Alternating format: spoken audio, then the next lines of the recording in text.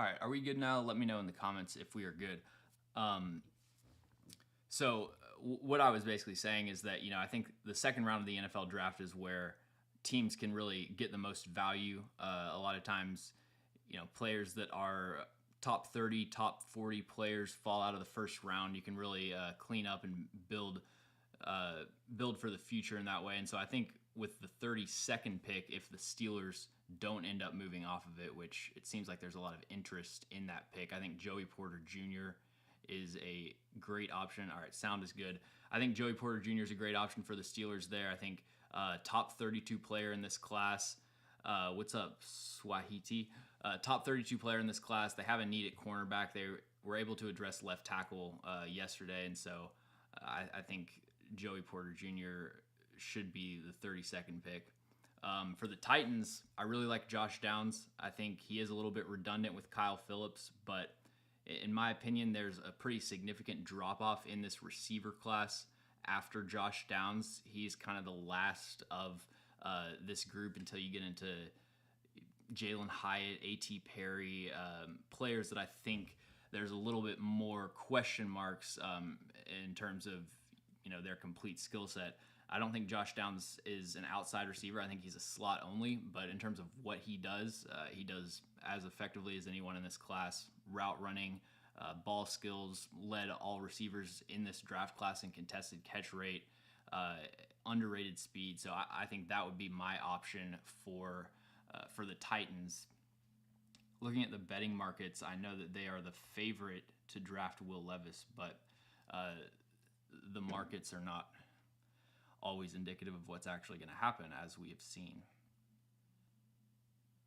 Let me know in the comments who you are a fan of and who you want your team to draft today. Brian Branch, I saw a tweet that of the 4 first-round invitees, which was Will Levis, Brian Branch, Keon White, and another one, Brian Branch was the only one, and Joey Porter Jr., Brian Branch was the only one of those 4 that's still in the green room. So obviously hoping to live out his dream of walking across the stage.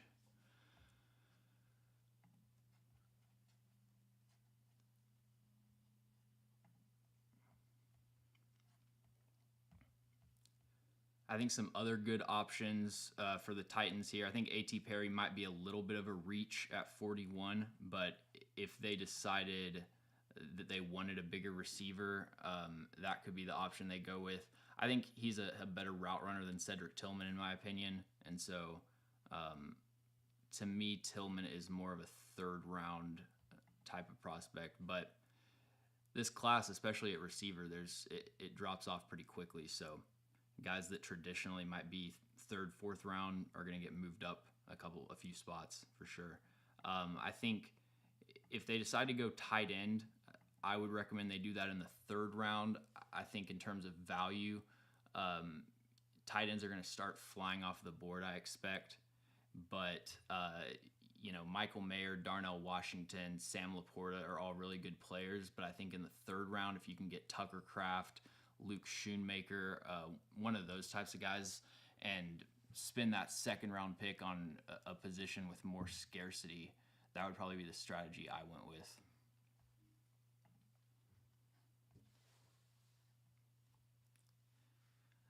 Last time, do you think the Titans will draft Will Levis?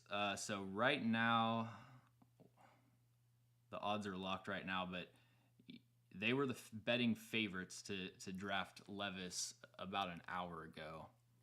I think that the Rams sitting at 36, I still feel like that's the most likely destination if there's no trade-ups. But the Titans have been aggressive in terms of seeking out those opportunities, even though they haven't traded up yet. I think they're definitely trying to make a move. So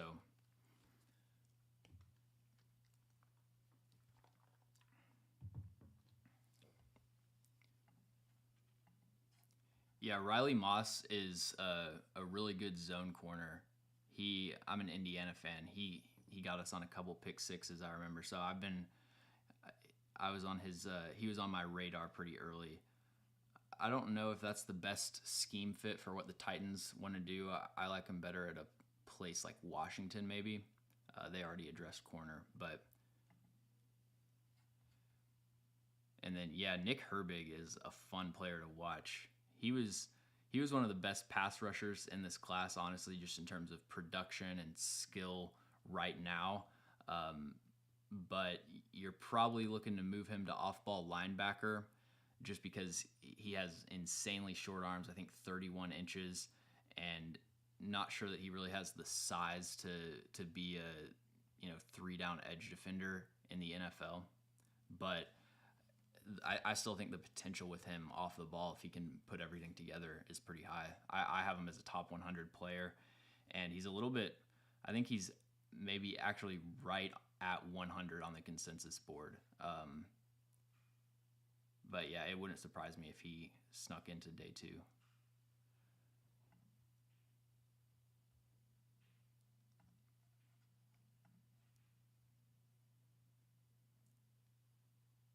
There's also a lot of rumors that if the Titans went quarterback, it wouldn't surprise me if the Titans preferred Hendon Hooker over Will Levis.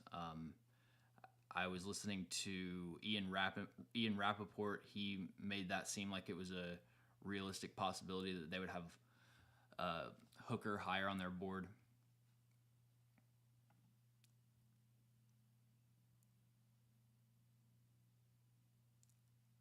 The draft should be starting pretty soon. Um, it's supposed to start at. It was supposed to start 6 minutes ago, but should Tennessee draft counters to Houston and Indy's quarterback selections like edge and DBs jumping up in need? I think the need for those positions always exists regardless of who's playing quarterback. And even though the potential with the quarterbacks in the AFC South is exciting, probably not for Titans fans, but just in general, I don't know that would necessarily dictate your team building philosophy in any meaningful way. We really don't know what these guys are. I think that there's a good chance that the Titans still have the second best quarterback in the division next year. Obviously, with them being top 5 picks, rookies, we don't really know exactly what they are yet. There's more potential for those teams, and so there's a chance that they're going to be a problem down the line. But I think you invest in cornerback and edge rusher just for general success, not really directed towards the guys in your division.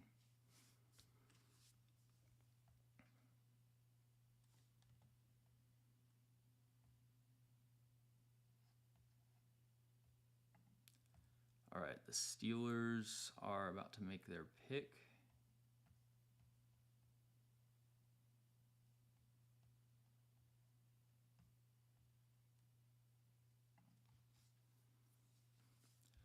My guess here is Joey Porter Jr. That would be my guess. I could also see a linebacker like Drew Sanders out of Arkansas. They have a big need there. Really surprised DeJuan Jones fell low. I thought he was a mid-first round pick. Yeah, it's kind of a musical chair situation, I guess, in terms of tackle need. I thought that would have been a good option for Kansas City in the back end of the first. I think Felix Anadike Uzama was kind of an overdraft, but he should be a solid player.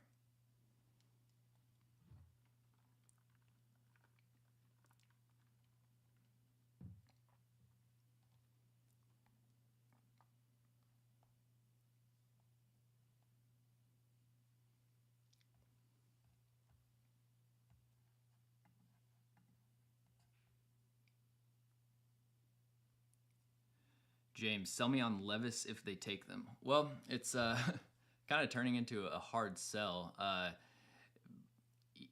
think in the second round, the amount of draft capital that you're investing in these players is just so insignificant compared to the upside of even marginal improvement at the quarterback position.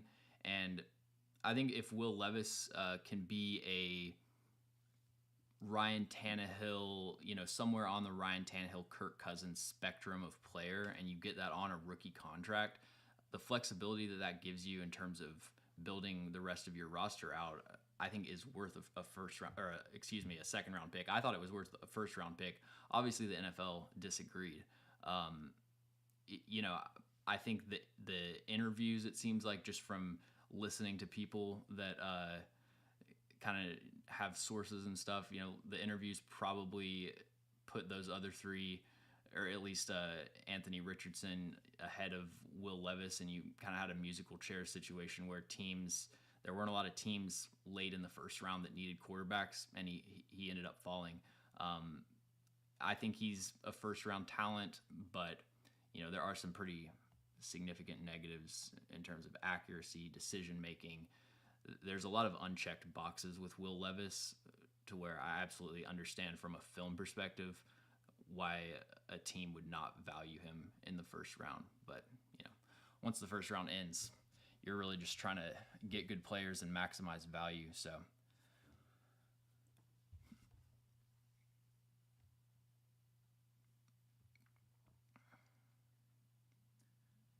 Steelers are taking their sweet time with this first pick.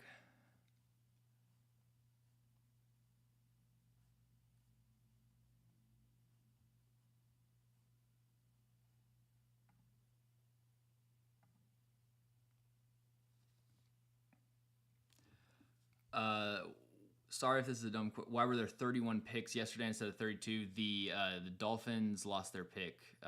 Dolphins lost their pick because they tried to get Tom Brady and basically like talk to him outside of what was within the rules. Which Tennessee wide receiver would you rather have on the Titans? I think Jalen Hyatt gets me more excited just because there is a little bit more upside, and the Titans haven't really had that deep threat since Khalif Raymond. It's funny, they had so much success with those play action shot plays, just, have a guy on the roster that's 4'3" and can catch the ball down the field. Had a bunch of success with that, and then for whatever reason decided, we don't want that element to our offense anymore. But I think Jalen Hyatt has the potential to be that at a much larger scale.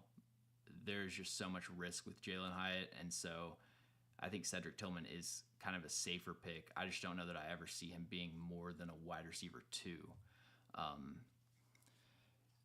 Honestly, though, I would prefer Josh Downs or A.T. Perry to either of the Tennessee receivers.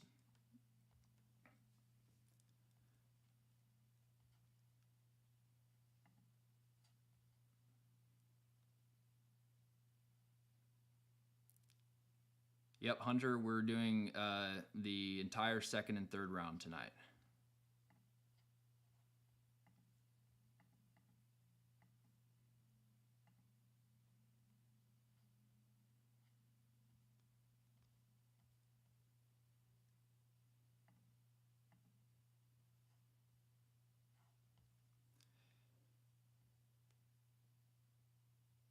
It's interesting looking at the first round of the draft. Basically, from pick 12 to about when the receiver run started, pretty much starting with the Lions taking Jahmyr Gibbs, there were a lot of questionable decisions that really set up those teams in the late 20s to get some great value. Deontay Banks, Dalton Kincaid, Miles Murphy, Nolan Smith.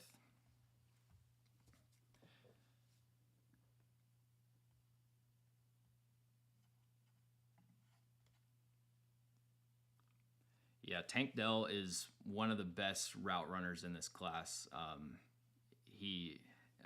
I understand a team getting worried about the size. He would be, all right, Joey Porter Jr. to the Pittsburgh Steelers. That's a great pick. You've got the family connection, obviously, but 34-inch arms, just an insane wingspan, dominating, overwhelming press corner at the line of scrimmage. When he gets his hands on a receiver in press coverage, it pretty much ends the rep. he has the speed to keep up with receivers downfield. Does a great job using the sideline, and then he just has that competitive mentality. Really natural playing the football at the catch point. Only one career interception, but honestly, I think that's more of just a sample size thing and kind of a misleading statistic because you watch him, he's getting his hands on the football almost a few times every game. Led college football in forced incompletions last season. There is a little bit of foot speed problems with him, kind of some stiff hips, and if you are able to shake him at the line of scrimmage, he doesn't necessarily have that short area explosiveness to recover separation in an instant like that. And so you'll see a lot of dominant reps from him, and then a couple reps every game where he gets shaken up and gives up some plays. But yeah, I think this is a really good pick, and I think I'm going to give that an A+. I mean, one of the only 2 first-round grades that I had left. So yeah, big fan of the Joey Porter Jr. pick. 32 A+.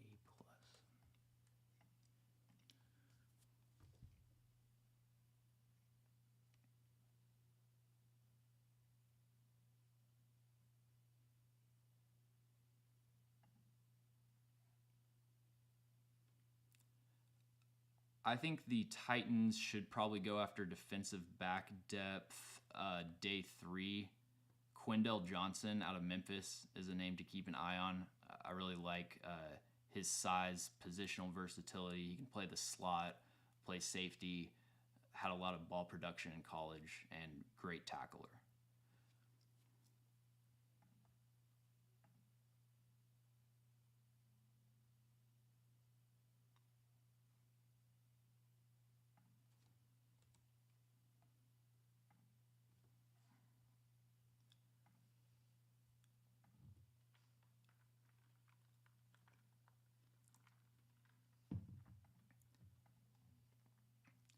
All right, on the clock now is the Arizona Cardinals.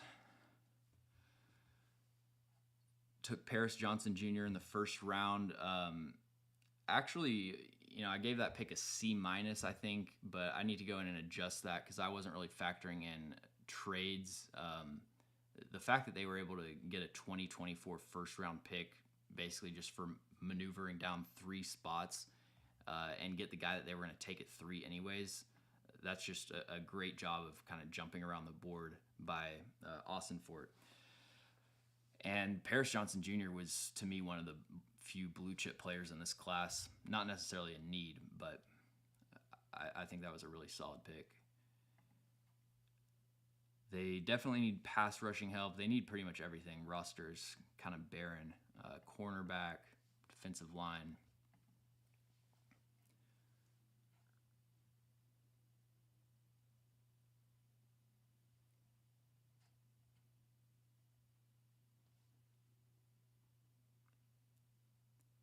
Arizona Cardinals are now taking trade possibilities at 33, according to Ian Rappaport. Who is your favorite DB remaining?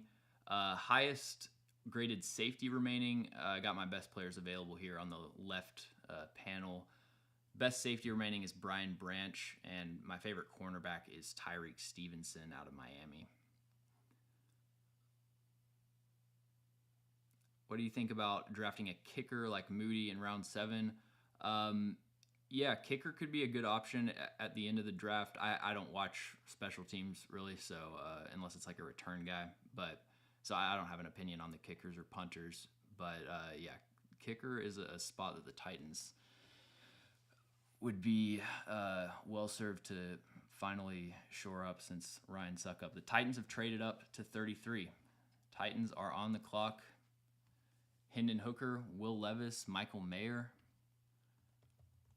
A lot of options, a lot of different ways they could go here. What are we thinking the Titans are going to take?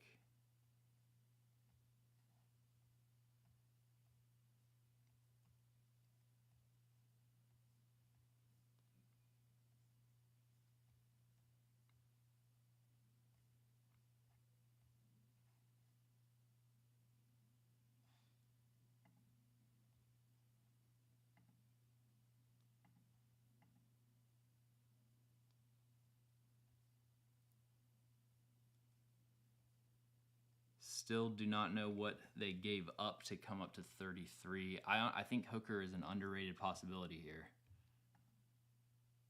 Don't think it's a given that they take Will Levis, even though that kind of seems like the likely outcome. All right, the Cardinals traded pick 33 and 81 for 41 and 72. I think that's a good trade for the Titans. You move up 8 spots in the second round, and then you move down 9 spots in the third round. Unless it was like tweeted wrong, or I'm just failing at math right now, I think that is. Albert Breer says the Titans take Will Levis. All right. And Titans fans' worst dreams coming true. So obviously, I think this is a good pick, a really good pick. His 2022 tape, I think, definitely took him out of the first round, and probably deservedly so. I think that you also had a situation where there was just a drop off in teams that needed quarterbacks, and so Titans were able to trade up and get their guy. Honestly, I have a high grade on Will Levis, but when the entire NFL passes on a player, for an entire round, I'm not gonna lie, that does take a little bit of conviction out of the evaluation. But I do think this is a different scenario than Malik Willis. Will Levis is going to come in, be able to immediately operate the Titans offense proficiently. He's going to understand the terminology. Unlike Malik Willis, he's comfortable throwing over the middle of the field. I worry about his pocket presence. In 2022, he was content to just kind of hang in the pocket and keep his eyes downfield, which I understand is what they needed to do. I think that he was getting some direction from his coaches. I've heard that, to just kind of hang in the pocket, take the sack if you have to. But pocket presence is a concern. Footwork leading to inaccuracy is a concern. And I also worry about decision making, which was more so an issue in his 2022 tape. One thing you have to understand from my perspective, how I came to Will Levis, is that I watched him some in 2021 and kind of had this image of like a first round quarterback in my mind. And then you watch 2022 and it is a significant, it's a significant step down in terms of the supporting cast that he had. But honestly, I mean, the production, the product that he put on the field, there's no denying that it wasn't great. I don't think it was Malik Willis levels of bad. Malik Willis had objectively bad tape last year, or his final year of college. I do think that Levis is a clear tier ahead of Willis, but there are, I think, a lot of legitimate concerns with him on tape to where I understand why he fell out of the first.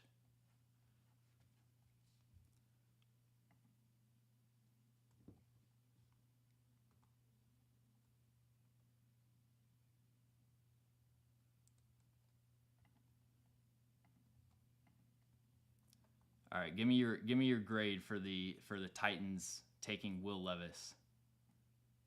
A to F, A+ to F.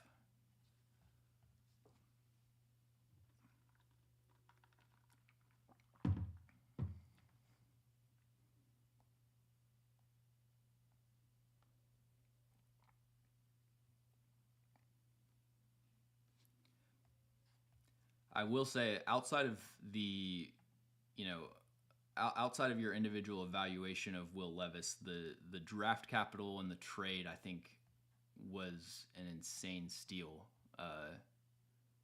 They didn't have to give up any future assets or anything, and they moved down the exact same number of spots in a later round. All right, Hunter Morgan C-, Swahiti A, DB F, Rodney says C, Pip Tyson gives a B, not mad at it, has many of the tools raw quarterbacks have drafted earlier. Al Pierce with a D, so probably like a C- average.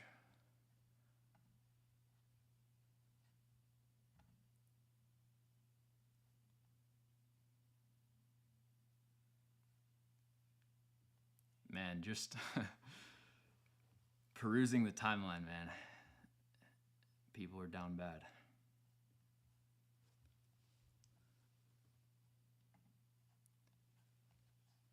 Pick 34 is in for the Detroit Lions. No idea what the Lions are going to do. I mean, running back and linebacker was not where I think anyone had them going in the first round, but they needed a defensive lineman. Keanu Benton could be an option. I think B.J. Ojolari. See, if they would have taken Diane Henley or something with their pick right here, I honestly think Jack Campbell would have still been on the board. Not sure they did a great job playing the picks. Sam Laporta to the Lions. Okay, Sam Laporta is probably the best yak tight end in this class. Forced an incredible number of tackles over his college career. If you search on Twitter Sam Laporta Kentucky and watch that play, he makes them look like a D2 school, just kind of barreling through defenders, and they're probably going to show it on the broadcast. But he's more of a move tight end, kind of not exactly. He's a bigger player than Chigakonkwo. I think gives you a little bit more as a blocker, but he's not going to be your true Y. But he was pretty much the only thing that Iowa's offense had going for them last year. They would line him out. They would line him up at outside receiver, slot, all over the field, and their only successful play was get Sam Laporta the ball. So I really like this pick. Position of need. I think there were. I think I probably would have gone Michael Mayer just as more of a complete player. But it's hard to knock this pick too much, and I don't want to let the previous picks influence my opinion of how they're drafting. So I'll go C+ for Sam Laporta.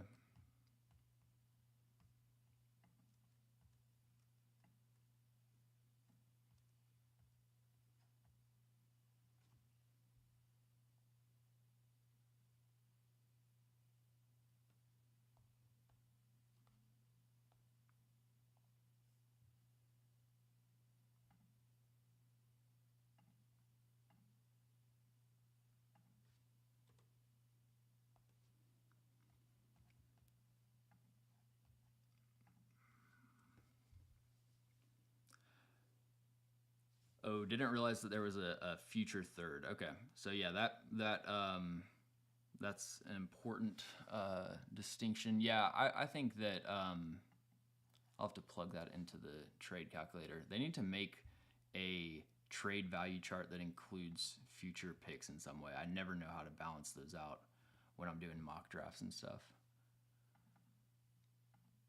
Normally, it's like you basically just deduct a round from the same year, but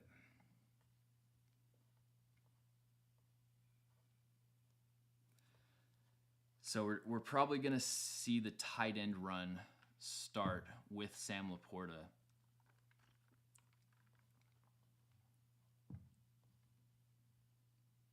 We've got and the Raiders take Michael Mayer. Okay. So they need a replacement for Darren Waller, who they traded away.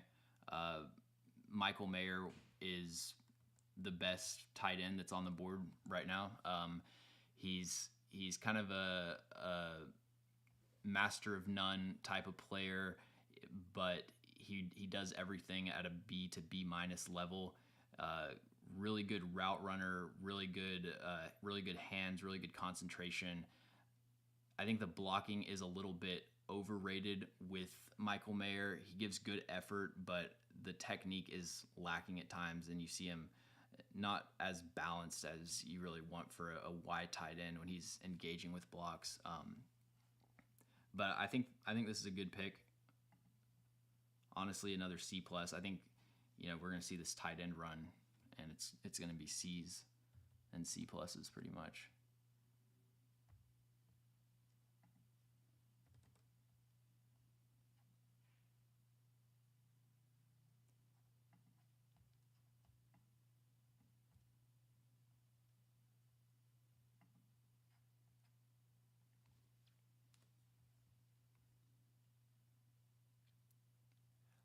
Any surprising picks from yesterday other than Detroit? I thought Emmanuel Forbes, I expected him to go in the first round just because of the buzz that he was getting, but I still thought that was pretty surprising, especially with Christian Gonzalez available.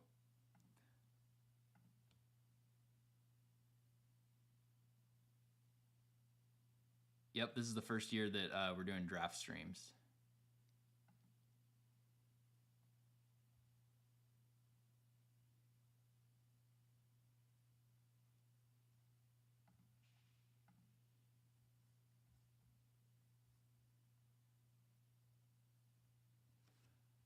Rams trade a second round pick, number 35, to the Colts in exchange for 38 and 141.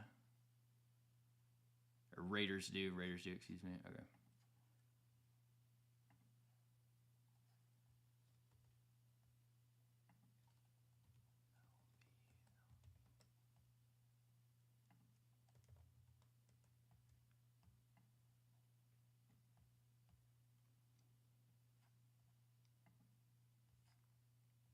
Hey, what's up, Braden? We gave up our second, third, and fourth next year for Levis. I have not seen that. I'm seeing a lot of conflicting reports as far as what they gave up.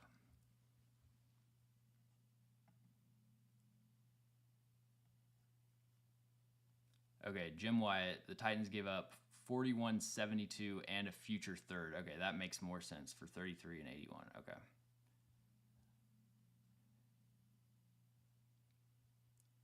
And the Titans are in a situation right now where at 81, they pretty much are going to be forced into taking a receiver, even if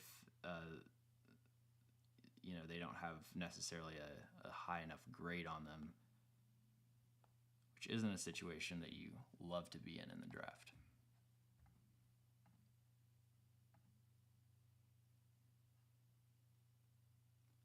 Honestly, my worst case scenario for the Titans was like Jonathan Mingo in the second, so there is some relief there from that standpoint.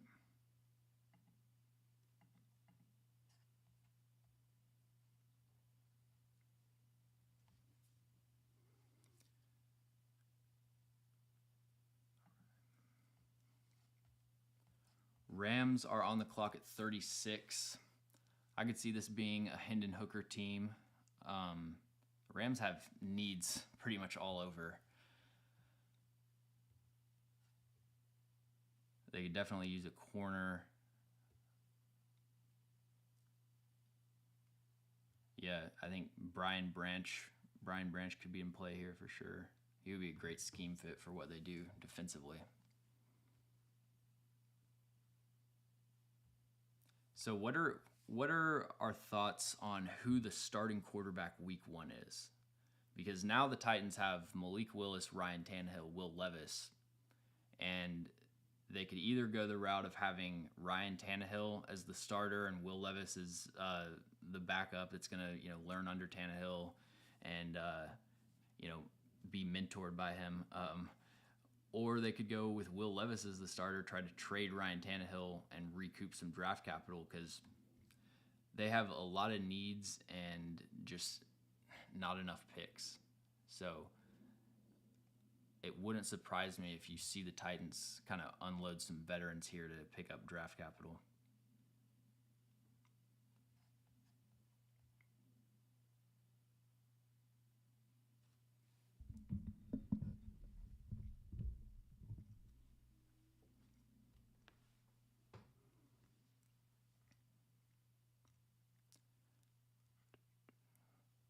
Thoughts on Raiders getting Mayer? Yeah, I think that's a good pick. For me, I think their biggest need still was cornerback in terms of positional importance. But in this class, there's so much depth at that position, and they're going to have the opportunity, I think, to add a couple guys in the later rounds.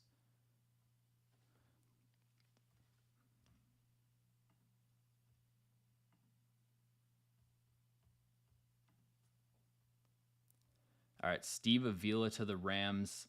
Avila is a player that I'm a little bit lower on than the consensus. He was getting some first round buzz, seemed to be a consensus early day two guy, which is where he ends up going. And, I think in a gap scheme, he would be really effective. He's one of the smartest players in this class in terms of pass protection, especially. You watch him pick up stunts, just help out his teammates on the offensive line. I do get the appeal as a player that you just want as one of your best five linemen, but I worry about him matched up against a really athletic three technique that's got a two-way go and, is just going to work a pass rushing move, get underneath them with a rip move. I don't think he has the foot speed to mirror them at a high level in those high leverage third and long situations. So I think he is a little bit limited as a player. We saw very little in terms of zone blocking from him, just based on TCU's offensive scheme. So I think that was a bit of a reach, and I'm going to go C-.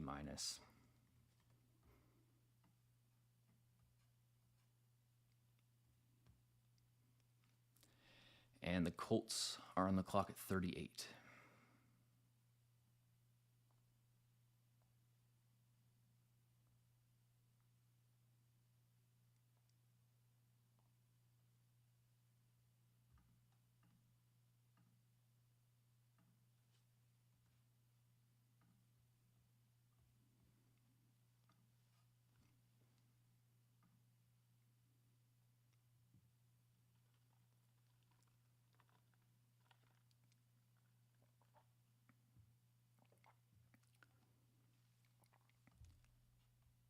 DeWand to KC, yeah, that's the best fit of anyone. Where do they pick next?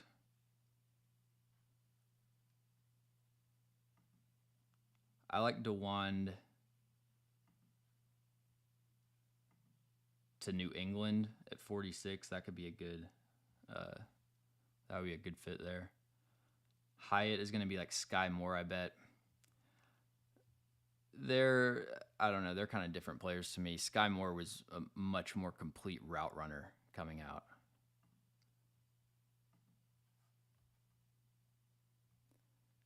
All right, the Seahawks take Derek Hall at 37.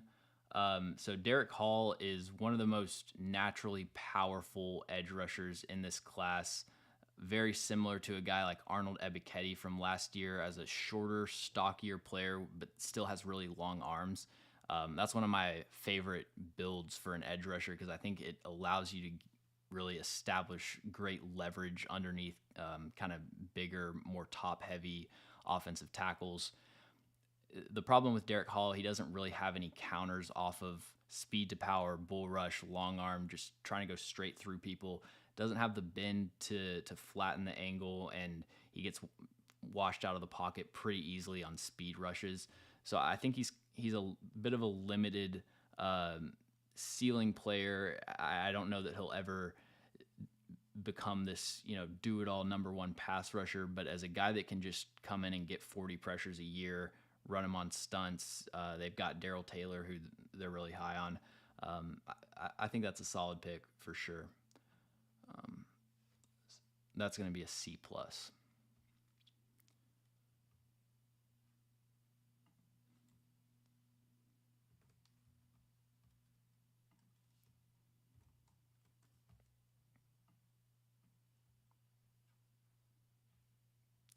And the Falcons are on the clock at 38. I've actually kind of come around on the Bijan Robinson pick. I watched his post-draft press conference. He seems like one of the most incredible people. I feel like he would just be successful at anything. So I definitely understand buying into Bijan Robinson and just everything he brings to the table.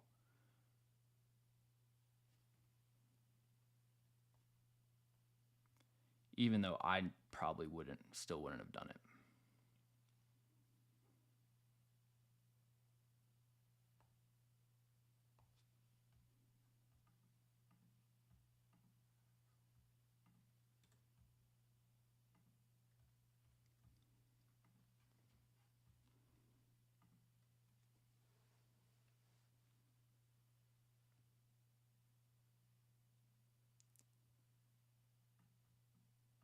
trade Tanny or Malik now. I think they're going to have more success, more luck trading Ryan Tannehill than they will Malik Willis. I wonder what Tannehill would go for. I think it's really just dependent on the quarterback market. I just don't see that many landing spots for him around the league now that the Jets, are figured out at quarterback.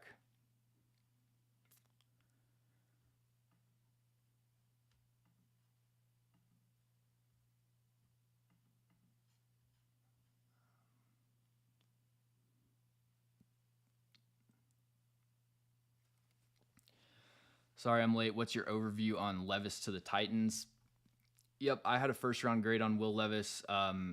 You can probably just like rewind a few minutes and see my full breakdown of it. But I think main negatives with Will Levis: accuracy and decision making, which are two pretty key negatives to have, and that's why he fell out of the first. But I do understand the Titans, coveting a quarterback prospect like that and wanting to trade up to get him. So I think that was a really good pick.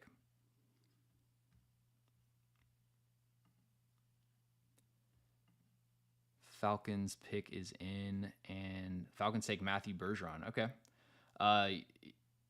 That's a really good pick. Actually, that's a solid pick, I'll say. Trying to think what they have on the offensive line. Both of their tackles are secured for the future. Caleb McGarry, they just re-signed. Jake Matthews kind of getting up there in age. So I'm guessing this is a Matt Hennessy replacement at left guard. I think Matthew Bergeron has positional versatility. He was a left tackle for Syracuse, but he does kind of have a stockier build, not the longest arms, and his just very inconsistent pass set depth. There's sometimes that he'll just way underset and let pass rushers just get an easy path to the quarterback right around the outside shoulder. Sometimes he'll overset and give up the inside, but he has great power. I think in Arizona's offense, they're acquiring, they already have it, but they're just adding to the amount of guys that can get on the move and knock people over. So it's definitely a scheme fit, culture fit. I still think, you take running back, ignore the pass rushing need, ignore the need at corner opposite of AJ Terrell. I really don't think that is. I like the player, but I don't think that's a great pick just in terms of roster building. So I'm going to go C-.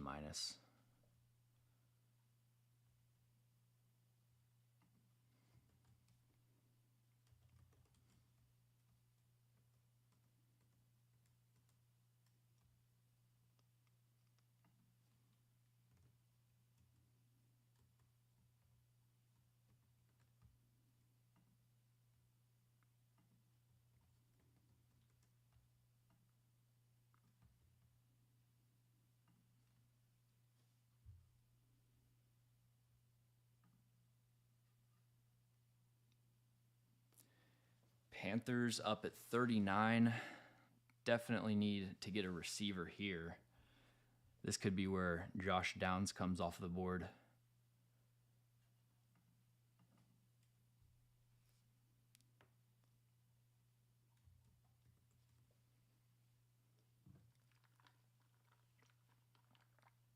I am happy that the Titans took Will Levis at 33, but I was really wanting Josh Downs all day. I was getting pretty excited to watch him as a Titan.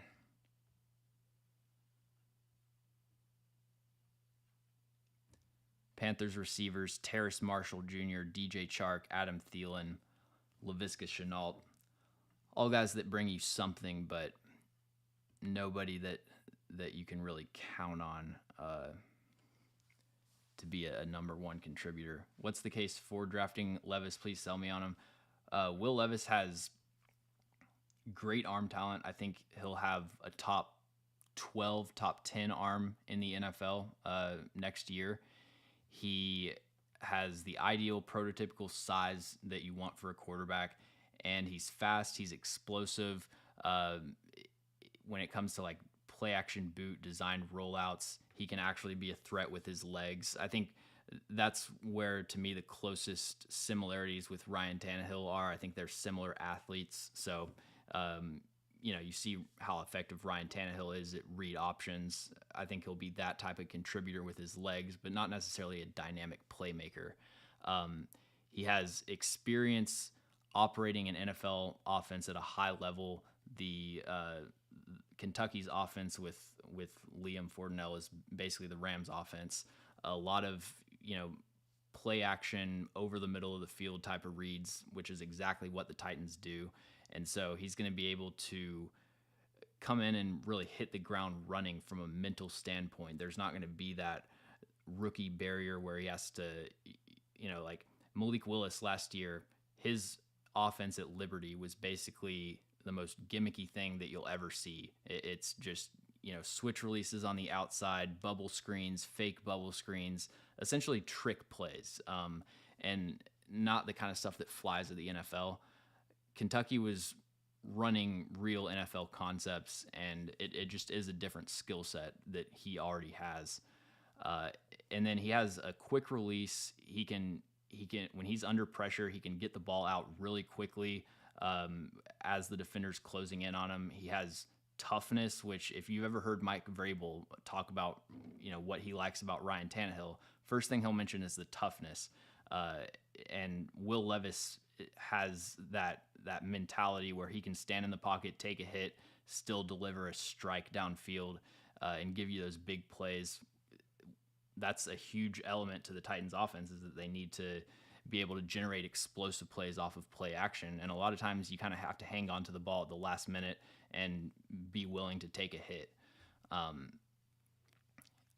think, those are probably the strengths. Those are the selling points for Will Levis. There is a lot of stuff that he has to clean up, and he's far from a sure thing. But, I don't think missing on a quarterback with a second round pick is something that's just going to, debilitate your franchise. The upside of, let's say that we have a 20% chance that we find our franchise quarterback in the second round. To me, that's a lottery ticket that I would buy. And if you miss on a second round pick, oh well, you're gonna get another one every single year for eternity. So.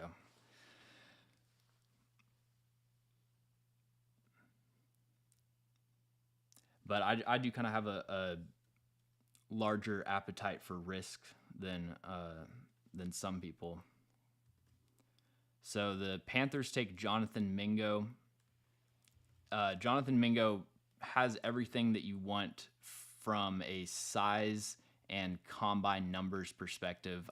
I don't really think that explosiveness showed up on tape, at least not consistently. He's kind of slow getting off the line of scrimmage. That first step doesn't strike a lot of fear into defensive backs. His route breaks, not very crisp, kind of rounded on dig routes and out routes and stuff like that.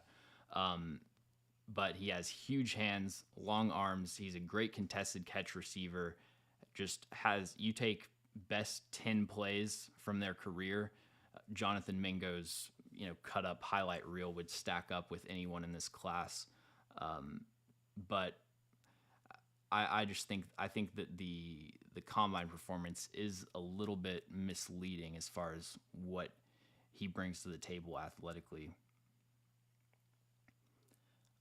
They really, obviously wanted a big receiver. I think you could have gone with Cedric Tillman, A.T. Perry, even someone like Michael Wilson out of Stanford, I liked better than Jonathan Mingo. So I'm going to go C- here. I'm going to go D+. I think this was a pretty major reach.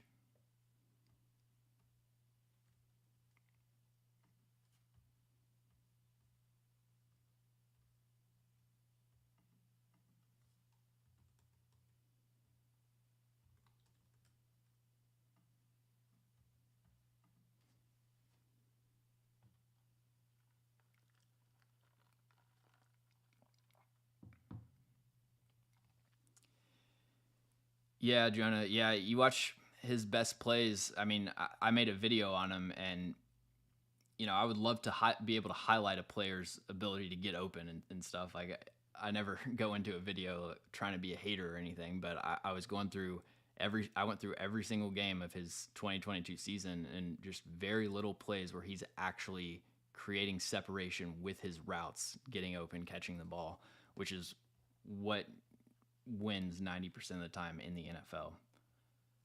So that it's hard for me to project the contested catch ability to continue at such a high rate.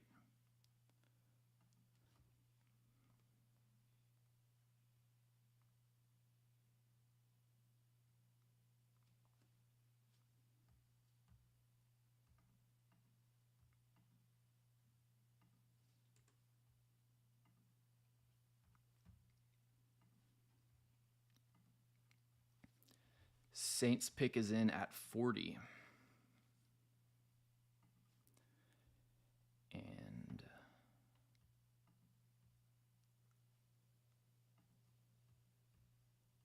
Saints go with Isaiah Foskey, edge rusher out of Notre Dame. So Isaiah Foskey he's almost like the Jonathan Mingo of edge rushers. Just walking off the bus, it looks and is built exactly like you want a pass rusher to be built, but he's doesn't have a whole lot of bend. Speed rushes are just not going to be in his repertoire at the NFL level because he's not going to be able to turn the corner on NFL tackles, I don't think. But he is a really good power rusher. He's been a productive player for a long time at Notre Dame. I think he leads. I think he set like Notre Dame career record for sacks. So really productive, really good run defender. Going to be a solid base defensive end. Just limited upside in terms of being a 10 sack a year type of player.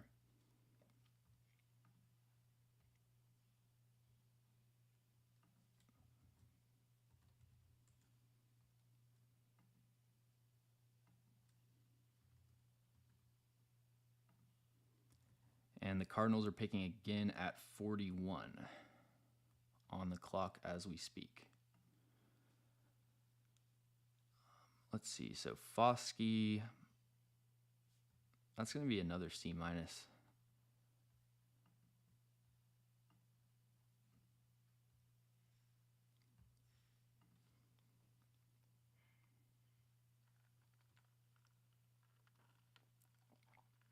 It would be a very Titans thing to do, not going wide receiver in the third round. What other position would they pick? Yeah, I think edge rusher and cornerback could be on the table for the Titans. They have Harold Landry coming off of an injury. You've got Danico Autry getting up there in age, but a good player. And then Rashad Weaver, who I think is kind of showing to be a replacement level, like quality starter, but not a game changer or anything. So they have guys that can play on the edge, but if you wanted to if you thought, had an early second or really high grade on an edge rusher that ended up falling, they could be tempted into doing that. I think cornerback, maybe in another class, could be on the table. Just when you look at the cornerback room, Christian Fulton kind of struggling to stay healthy. Caleb Farley, can't really expect much from him. And Roger McCreary had an up and down rookie season, but there is a little bit of uncertainty. They could use another guy that can play on the outside. I really think, though, in this class, you've especially where the Titans are in terms of needs. This is the year that you want to wait at corner. I don't think you do that in the third round.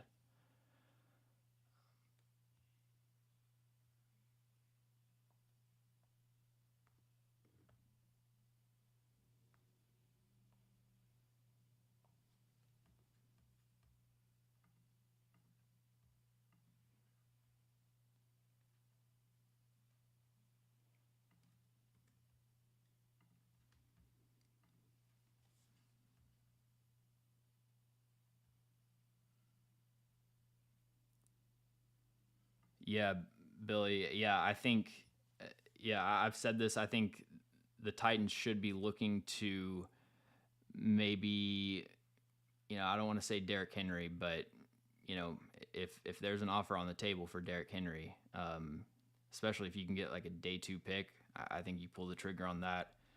Same thing goes for Kevin Byard. I don't know. I don't think next year. I talked about this last night, but the way that I look at whether or not you want to trade a veteran that's a fan favorite and all that is, do I realistically see this player being a part of the team, a significant contributor when we win a Super Bowl?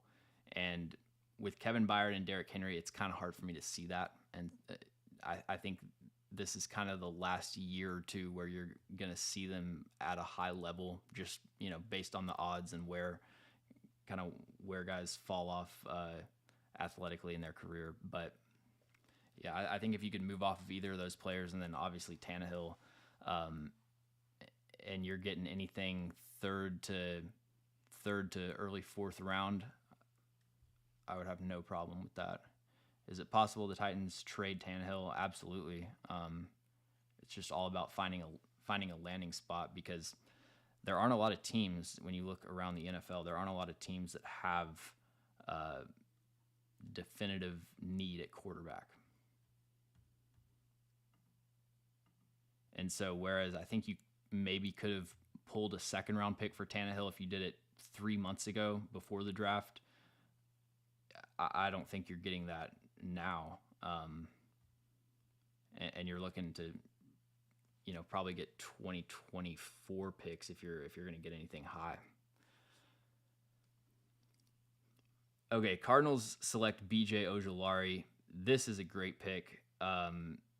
B.J. Ojulari has some of the best bend of any pass rusher in this class, probably outside of Will McDonald IV.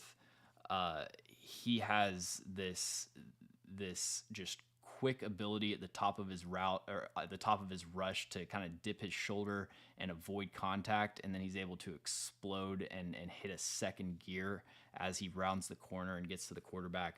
He has probably the most misleading 3-cone time of anyone in this draft.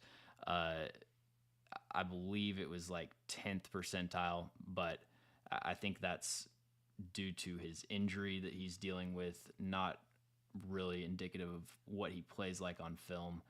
I think he's a more complete pass rusher than Azeez Ojulari, his brother. I do think he still needs to add some more counters. When he isn't able to beat tackles to the outside, you'll see his rush plan kind of stall, and he's not really comfortable winning with power consistently, winning with inside counters. But this guy has 1st round upside and major need for the Cardinals. So I'm going to go A for that pick. That was after not a huge fan of, or well, no, they got, okay, no. Yeah, so they addressed offensive line, and then you get pass rusher. It's a solid haul so far.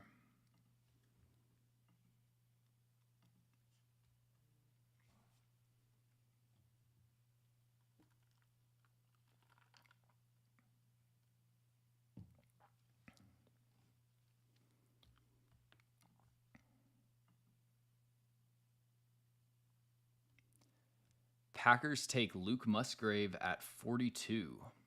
So Luke Musgrave is about the most boom-bust player in this class. I think you could make the argument. You're really basing the entirety of the evaluation with Luke Musgrave based on a handful of games. Only played 2 games last season before he got injured.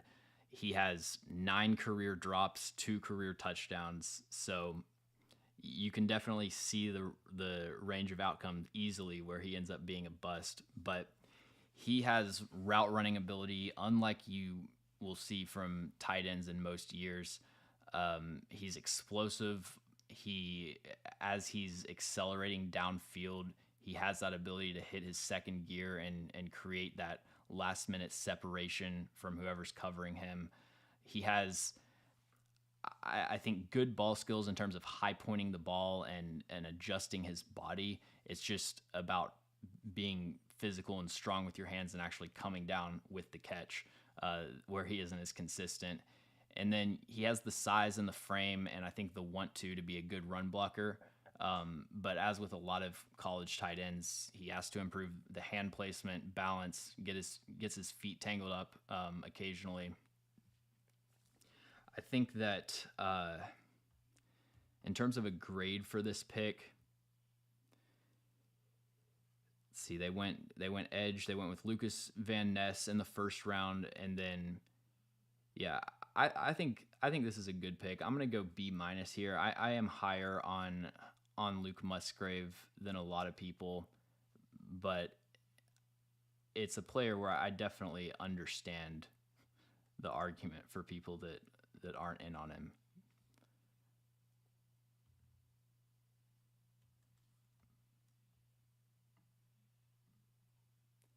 And then the Jets take Joe Tippmann with the 43rd pick. Joe Tippmann is a center out of Wisconsin, 6'6", which is a lot taller than you usually see with centers. And I think he'll get into problems because of that. You see that on his college tape where a lot of times, especially on the interior, it's actually advantageous to be a little bit shorter because it just allows you to play with that natural leverage. Low man wins is a saying for a reason. If you're lower than the person you're trying to block, then you're going to be able to, put forth more resistance. And so I think he kind of plays top heavy sometimes, but really good movement skills. He can get out in space. He's a solid pass protector, and didn't get athletic testing from him. I think he was dealing with an injury. But very interesting that Joe Tippmann is the pick over someone like John Michael Schmitz, who is kind of the consensus tight end one or a center one, borderline first round type of player.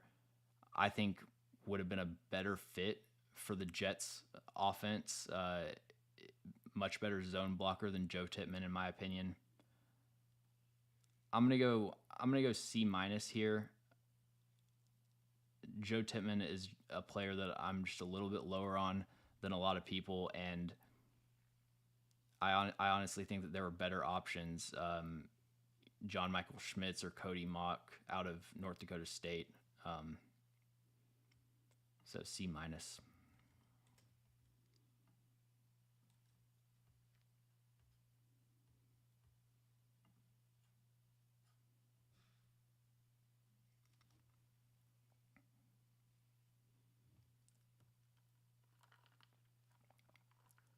I think with the Seahawks next pick, I would be targeting Keanu Benton or I think Keanu Benton is the clear best defensive lineman available.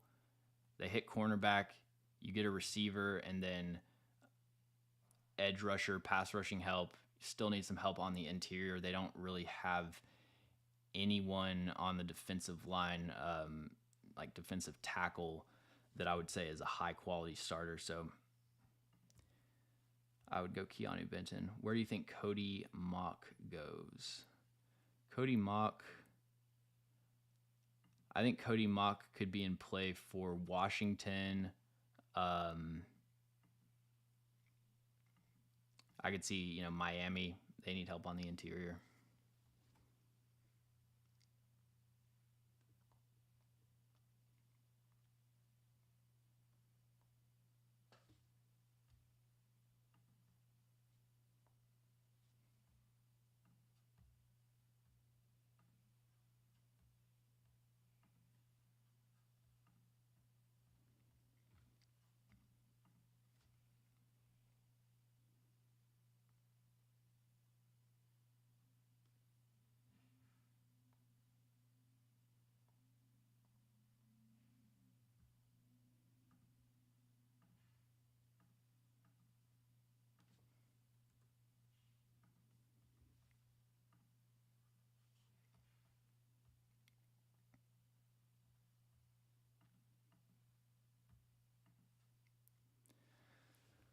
Colts picking at 44. They took Anthony Richardson in the first round and have not made a selection. In the second, they need a receiver. They could use help on the interior. They take Julius Brents. Okay, so Julius Brents is definitely one of the bigger not my guys in this class. He had a historic combine performance, 97th percentile 3-cone for a cornerback, but he does have high 4.5 speed, and you see that show up on tape. Faster receivers like Quentin Johnston will beat him deep. And in press coverage, he has 34-inch arms, just insane length for a corner. But the foot technique at the line of scrimmage is severely lacking with him. He'll give up inside releases so easily. Just, even the most elementary kind of jab steps will kind of create a lot of quick separation and give him some, easy big plays that he gives up. And he's an older player, took a while to break out, and you look at his ball production, a lot of his interceptions were just kind of lofted up to him. I don't know. I had a 5th round grade on him. I know that the consensus had him in the 60s or 70s, but I'm really not a fan of this pick. I just don't view him as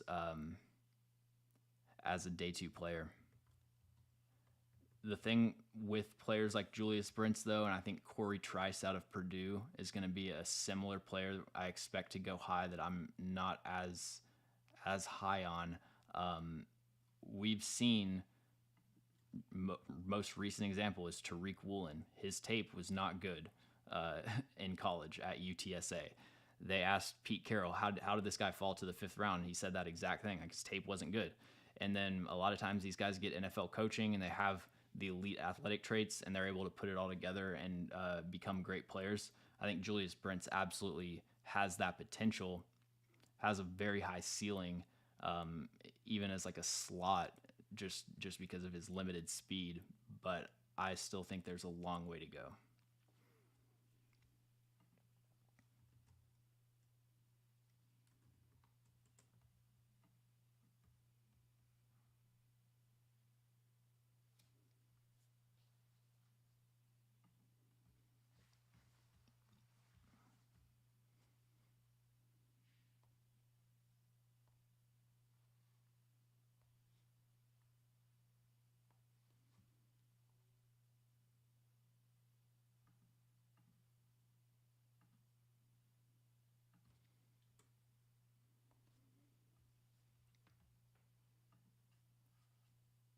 But the Colts are sticking true to their kind of historical draft philosophy. They pretty much first, second, and third prioritize athleticism, and you're getting the most athletic quarterback prospect of all time in Anthony Richardson, and one of the most athletic corners in Julius Brents. So.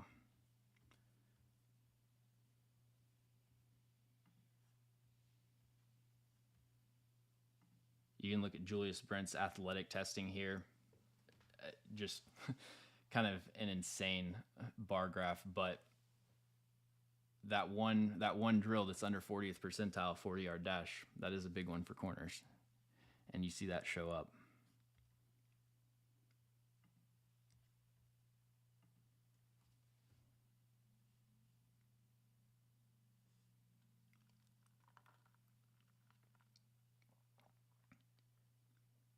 Yeah, I think the Broncos definitely got fleeced for Russ, for sure. Yeah, Ojulari to the Lions would have been great. Oh, I have the Falcons with the 44th pick. And the Lions take Brian Branch. What a pick for the Lions. That's a great pick. Brian, this is a very weak safety class, but Brian Branch was pretty comfortably the best safety of any of them. One of the best defensive backs that's available. He only had 4 missed tackles for his college career, and that's on like 130 attempts, the lowest missed tackle rate of any player in this class. And it's not like he's just hanging out, 20 yards downfield and then doing some, form tackle after a 13-yard gain. He's flying into the backfield, almost looks out of control, but the fact that he never misses tackles, it's like you can't really criticize him for it. And he played that slot overhang role in Alabama's defense, where his job a lot of the time was to carry slot routes vertically, and he has that ability to turn his hips, run, great playing the football. So that's a slam dunk pick, I think.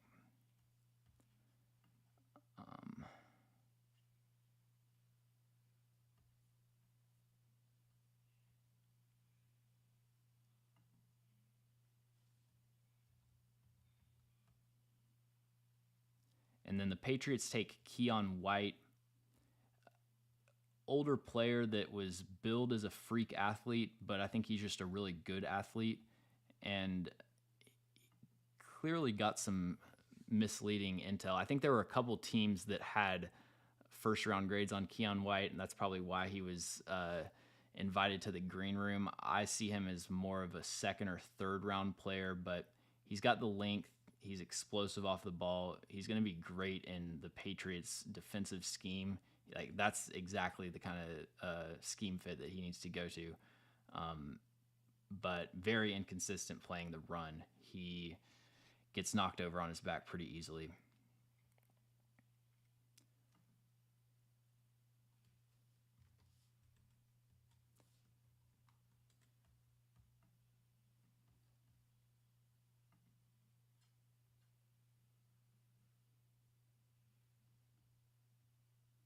Yeah, DeJuan Jones, something that I've heard some people, I think Dane Brugler might have said something that he's had some trouble maintaining his weight over his college career. So I'm wondering if that could be a reason that that he's fallen a little bit. But I always thought of him as more of a second round guy still. So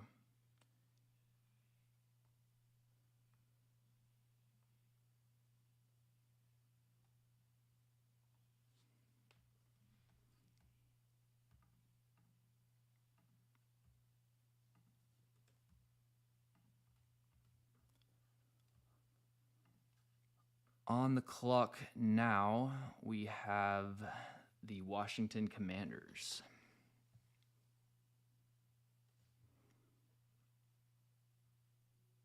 It'll be interesting to see if they're a Hendon Hooker team, because apparently they are content with Sam Howell. That's what they've said publicly, but you never know what teams end up deciding.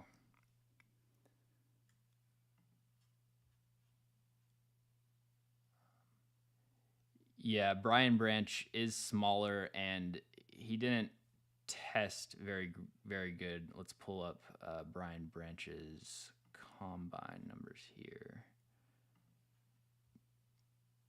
Not a great athlete at the combine for sure.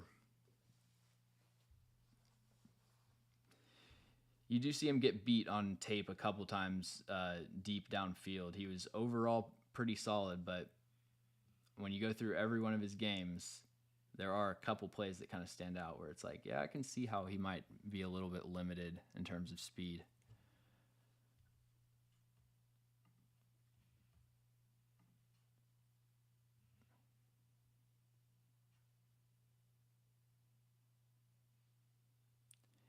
Yeah, Lucas, I think that Will Levis, listen to the way that his teammates talk about him.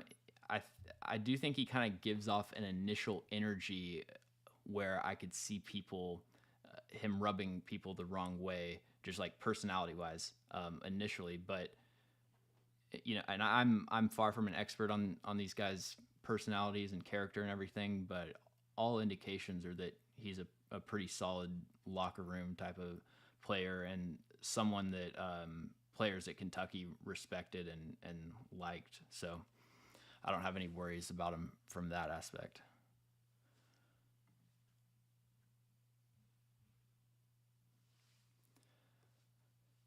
Any realistic chance the Titans trade up for Josh Downs? It's hard to say because this is our first look at what Rand Carthon's strategy and how aggressive he is willing to be in terms of trading up. But I think after making that first trade up in the second round, I think they might want to shift their strategy to try to get some more swings at the bat. Ooh, the Commanders take Quan Martin, the other Illinois defensive back. So when you watch Devin Witherspoon, if you've ever watched all 22, especially from the sideline angle, you'll know what I'm talking about. A lot of times it's really hard to tell players apart when they're wearing similar numbers. And so there were a lot of times that I was watching Devin Witherspoon kind of earlier in the process, and I would think he was making a play, and I'm like, oh no, it's 21. And so I kind of had him just set aside in my head as a player that I needed to go back to. And he is one of the craziest athletes in this class, set the combine record for his position for the 10-yard split, had a 44-inch vertical. And you see that explosiveness on tape when he's, clicking and closing, breaking on slant routes, flat routes, out routes. Just as an underneath defender, he just patrols those underneath zones like you don't really see from a lot of defensive backs. I have him as a safety. He played about 64% of his snaps from the slot in Illinois' defense, primarily a cover one team, playing a lot of man coverage. And his tape, just in those straight up man coverage situations, was kind of up and down. I don't really view him that highly if we're just going to play him at slot corner. I think he's more of a safety that has that positional versatility that you still value, but full-time, I want him playing safety. He's a great run defender, has the speed to be a center fielder in single high, really good eyes, I think, in terms of reading route development. So that's a really good pick. I'm a huge fan of Quan Martin.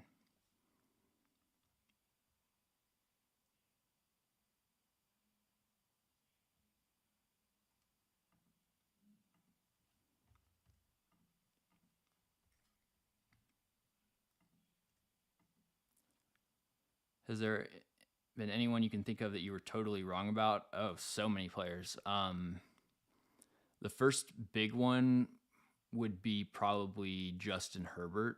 I didn't think that he was worth a top 10 pick, definitely worth like a first rounder, but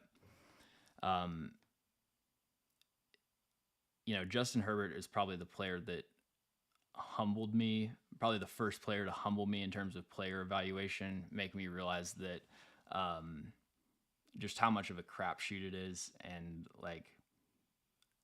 I honestly didn't think his tape was very good. And when you first start evaluating players, the way you look at it is, all right, I'm just going to rank who the best players are in college based on their film. And Justin Herbert was kind of the player that made me realize, no, if you've got a size speed prototype like that, it's okay to, you should be able to overlook some of the imperfections in his game. Another one that comes to mind is Evan Neal from last year. I had him as my number one overall player, and he is not living up to that up to this point. But you look at another guy, Andrew Thomas, on that same offensive line. He started off his career, had a pretty rocky start, and he's playing at an all-pro level the last couple years. So you never know. But yeah, I've had plenty of misses, and I will continue to have misses from here on out.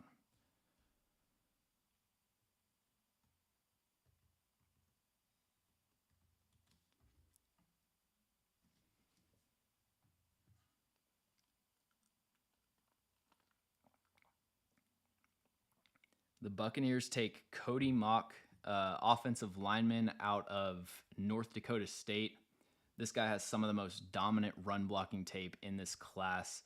It's the perfect example of you get an NFL caliber athlete and blocker, and you just play him against crappy competition and just let him, kick people's asses. He just gets downfield, uh, has one of the quickest first steps that you'll see for an offensive lineman. Does a great job locating his target, getting his hands attached, and then he just has a dominant finishing mentality. He played left tackle for North Dakota State, and you have the first issue with his evaluation is that the level of competition is just and so much lower than you're going to see in the NFL. Even the step from like the SEC to the NFL, it's almost making that step twice. He's just not facing anyone from a pass rushing standpoint that has the athleticism or the skill set, at that level that he's going to see in the league. And so that makes it a more difficult projection. Also, North Dakota State barely threw the ball. And when they did, it was a lot of rollouts, a lot of, run the offensive line away from the pressure type of thing. So he's a difficult evaluation from a pass blocking standpoint, and you're ideally looking to move him inside. I think he could play guard or center, but there's going to be that adjustment period. With that being said, though, you look at his athletic traits, like this shows up on tape. 3-cone and short shuttle are kind of the money drills for offensive linemen. The ability to move your feet quickly and just have that bend and flexibility. That's something that historically has translated to offensive line success. And 98th percentile 3-cone, 93rd percentile short shuttle. I think Cody Mock is a really good pick. My 43rd ranked player. So I'll go B for that pick right there. And the Steelers take Keanu Benton, defensive lineman out of Wisconsin. He was my third best remaining player available, 33rd on my board, and fills a need for the Steelers. They've got Cam Hayward, but they're going to need a replacement along the defensive line. I think Keanu Benton can really do it all in terms of run defense, pass rushing. He isn't the best in terms of, being a nose tackle and like anchoring against double teams. That's not really his game. I want him just, singled up on a guard. The play strength, I think, could improve with Keanu Benton, but really good Senior Bowl performance. Mike Tomlin gets a close-up look at him there, and I think that's one of the best picks so far of the second round.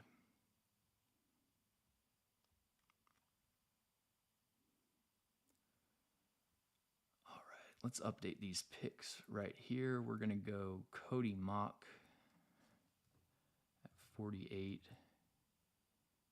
And I'm going to give that a B+.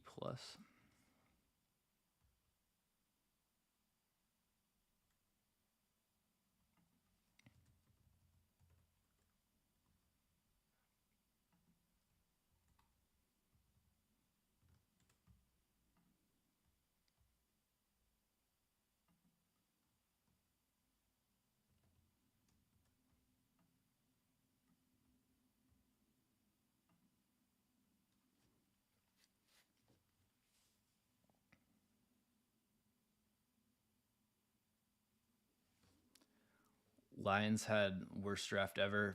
Yeah, I think they have a good amount of draft capital to maybe turn it around, but it's not starting off good. Yeah, Jacob, I think Will Levis has a good chance to be a starter. I think,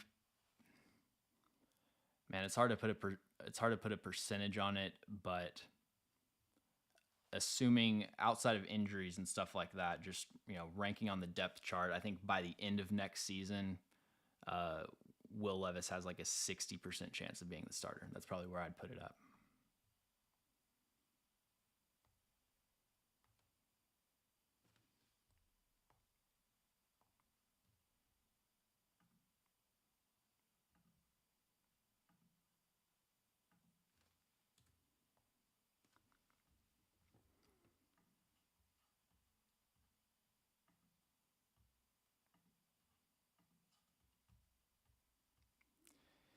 Packers are on the clock. They took Lucas Van Ness in the first, Luke Musgrave in the second at the 42nd pick. Let's see if there's anyone named Luke that they could go after. It's left on the board. They could honestly use a receiver. I think Josh Downs fits great with what they have in Christian Watson. I don't hate just continuing to give Jordan Love weapons. They could use a safety for sure. Antonio Johnson out of Texas A&M would be my pick if they went safety. Don't need a linebacker. Probably okay on the offensive line. So I think Josh Downs or Antonio Johnson would be my pick. Honestly, draft Keely Ringo, move him to safety. This safety class is pretty weak. I think a team could get creative and do that. If a team drafts Keely Ringo and they announce him as a safety, that will affect my grade because it'll be like, okay, you see the issues at corner that I do.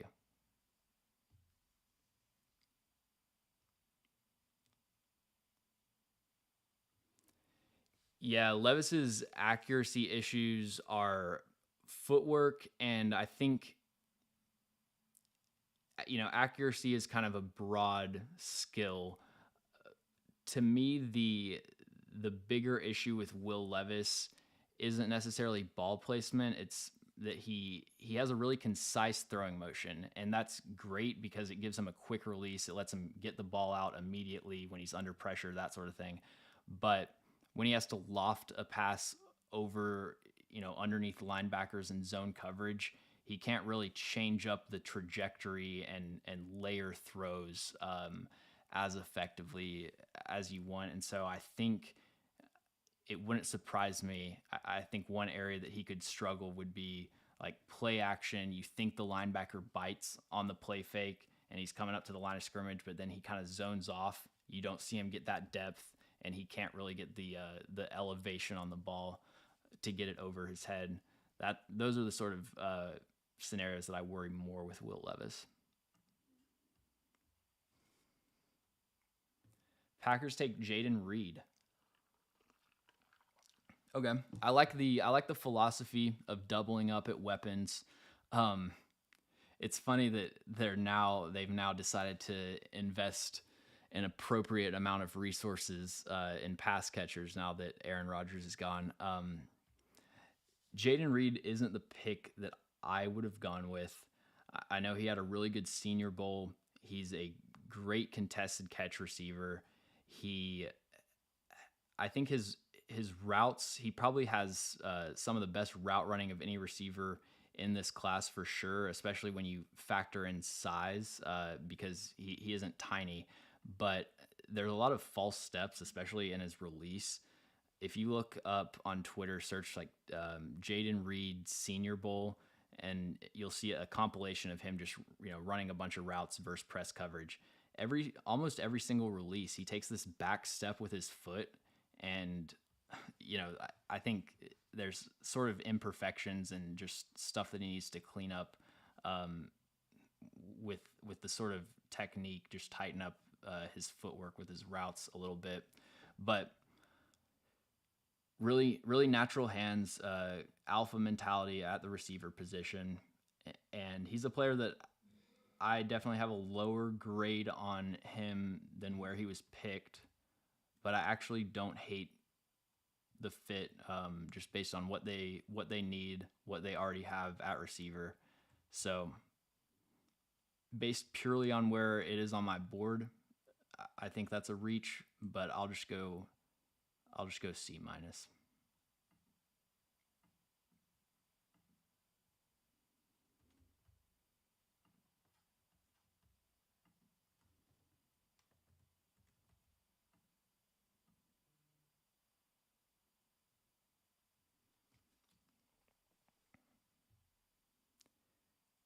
Seems like the NFL is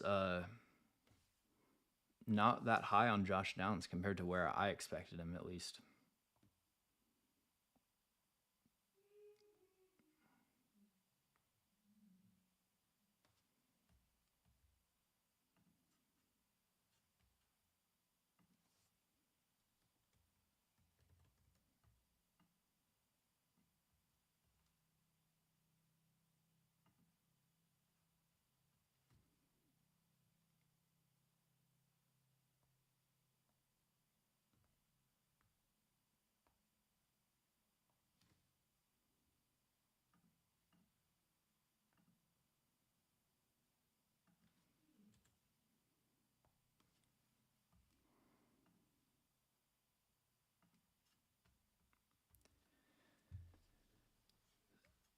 So Josh Downs, DeJuan Jones, those are the two top 32 players that are still on the board. Um, Looking ahead, I think the Chiefs, the Chargers, Bears already got a right tackle. Chiefs, Chargers, maybe Dolphins are good landing spots for DeJuan Jones. Honestly, every NFL team needs wide receivers, so um, I could see any team picking up Josh Downs. The Dolphins take Cam Smith, cornerback out of South Carolina. Um, so Cam Smith had a ton of ball production, especially in 2021. And if that's the tape that you watched first, then you're probably going to have a lot higher opinion of Cam Smith, because you watched last year's tape and not that impressive. You know, 3 interceptions, 9 pass breakups as a junior in 2021, 89.7 PFF coverage grade. Last year, 64.4 PFF coverage grade. Gave up a lot more plays and only 7 pass breakups / interceptions and 10 penalties. The footwork, I think, is really sloppy with Cam Smith. He was a good tester at the combine, but that was pretty surprising to me given how vulnerable he seemed, getting beat deep. I think for Miami, I also don't really love the scheme fit, because I really want him playing a lot of, or actually, I take that back. Let me see, Miami Dolphins. They have Vic Fangio now, so I do like the scheme fit. I'm thinking Flores. So yeah, actually the scheme fit is really good, because I want him in off zone coverage, kind of like Emmanuel Forbes, where I think he's at his best reading the quarterback's eyes. Just let him, break on a lot of footballs and get ball production. So I think the scheme fit there is good, but I disagree with the evaluation. So that's going to be a C-.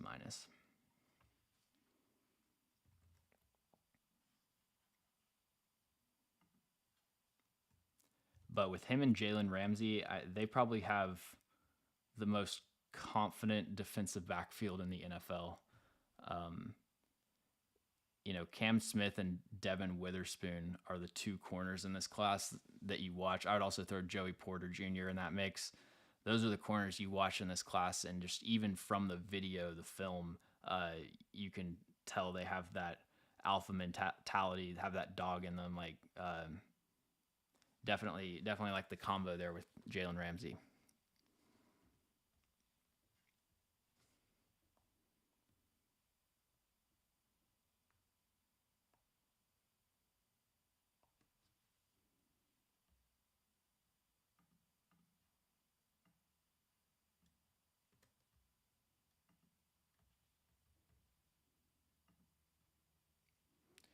Seahawks, let's see.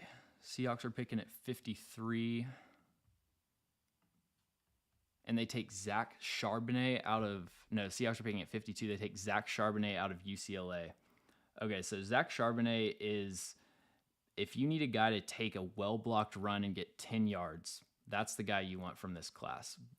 I'm not sure that he offers you a whole lot more than that. There's not a lot of open field creativity. He can break through arm tackles at the line of scrimmage and then, get out into the open field. But then what he does is just run into the contact and, truck him for an extra 2 yards.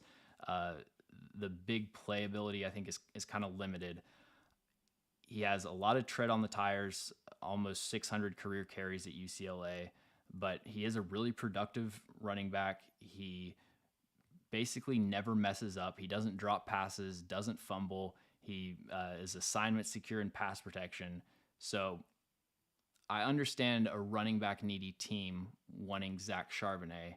I just don't view the Seahawks as a running back needy team. You make this high investment in the Michigan State guy last year, and then another 2nd round pick on a lower ceiling back that's kind of, they're not the exact same player, but kind of similar style. Uh, yeah, that's. I hate to just be the running backs don't matter guy, but that's one of the worst picks that I've seen so far.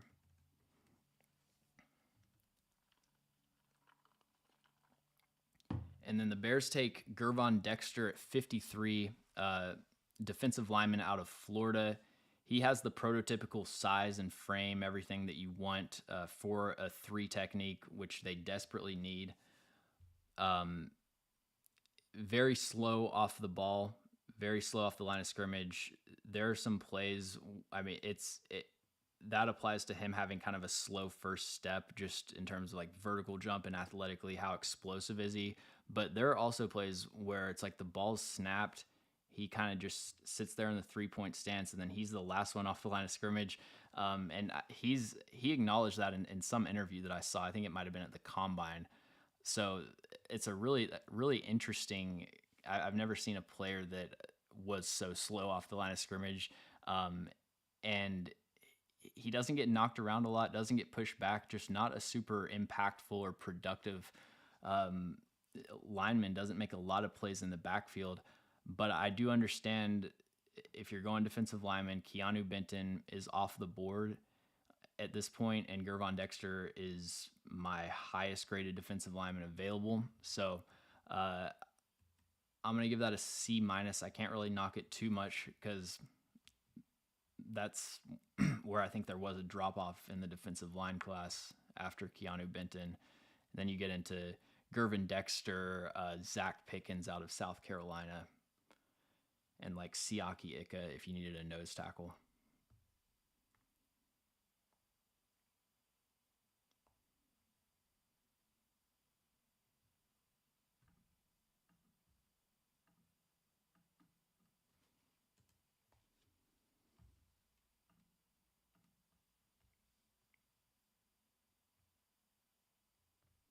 Yeah, Will Levis to Jameis Winston. I've never heard that.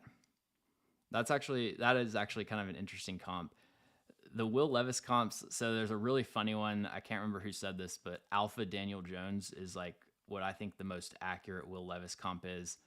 I think you could also say like Carson Wentz, but Carson Wentz that doesn't leave the pocket and is maybe a little bit less reckless. Um, but yeah, I think he'll end up being somewhere on the Sam Darnold, Ryan Tannehill spectrum, honestly. Chargers on the clock at 54. They took Quentin Johnston, so probably not a receiver spot. Would like to see corner here. Could see that. DJ Turner would be an interesting, although he's kind of redundant with Asante Samuel Jr., basically like a charged up version of Asante Samuel. Um, I don't see Tyreek Stevenson as a great scheme fit for them. And the Chiefs trade up to 54. Interdivision trade. Could this be DeJuan Jones, maybe?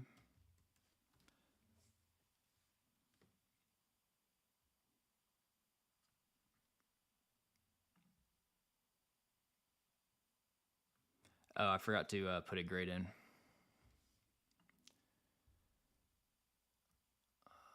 Let's see.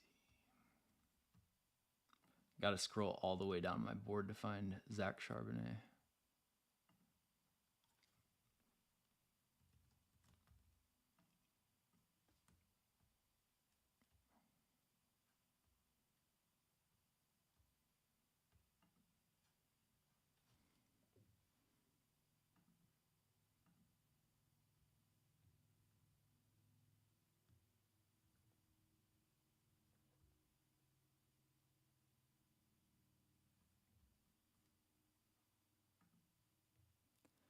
Thoughts on Rashee Rice?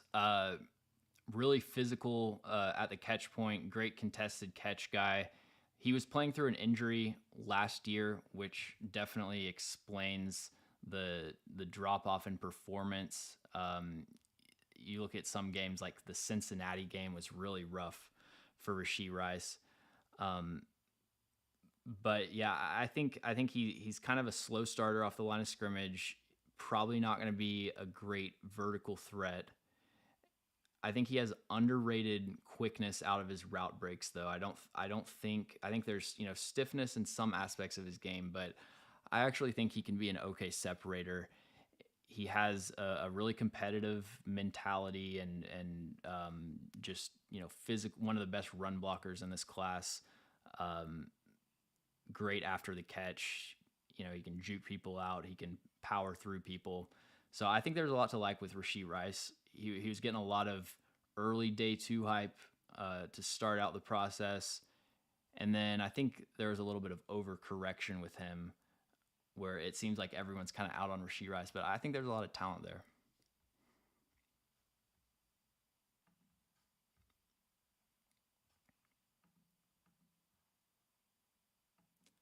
Okay, so Chargers take Tuli Tuipulotu, edge rusher out of USC. My comp for him is Derek Barnett. He is, uh, not great length, but really solidly built defensive end. Very productive last season, and what's crazy is he had so many missed sack opportunities just from missing tackles. Like one of the craziest examples I've ever seen of someone leaving production out on the field is Tuli Tuipulotu. Uh, I haven't tallied it all up or anything, but it seems like he could have had a record-setting season if he would have just finished his sacks. But I really do think he's a, a great college player that can be a good number two pass rusher in the NFL. Um, Solid run defender, kind of similar caliber player to Derek Hall in terms of what role I see them playing at the next level. Um, I probably would have I probably would have gone with a different position here. I'm not sure that I see that as the biggest need for the Chargers, but I do really like the player.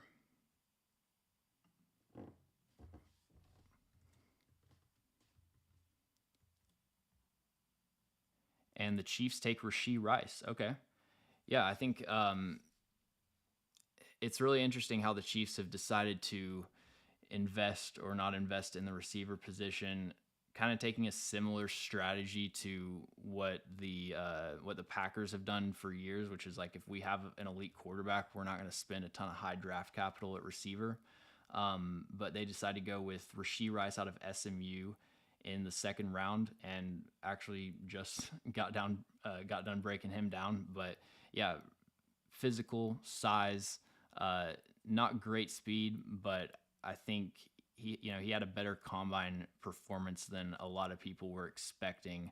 Um, but I think when you check him out on tape, he is a player that you got to watch some 2021 because he was playing through an injury and the level of play did decline a little bit.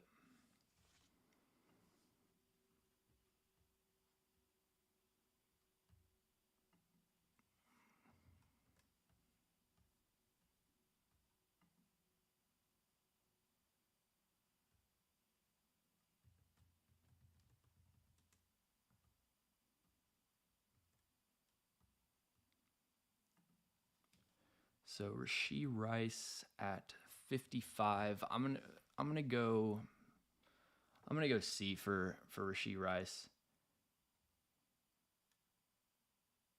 I still think A.T. Perry or Cedric Tillman, even Nathaniel Dell, Tank Dell would have been a better option there.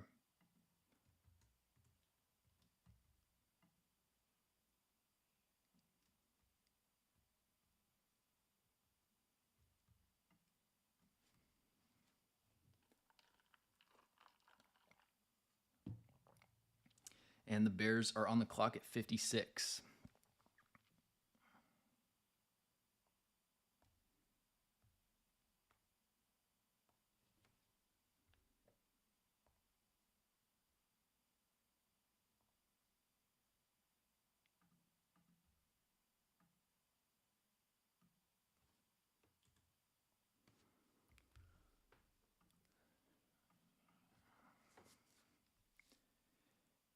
Yeah, Jalen Hyatt's. Yeah, I forgot about Jalen Hyatt. Jalen Hyatt to the Chiefs would have been a slam dunk.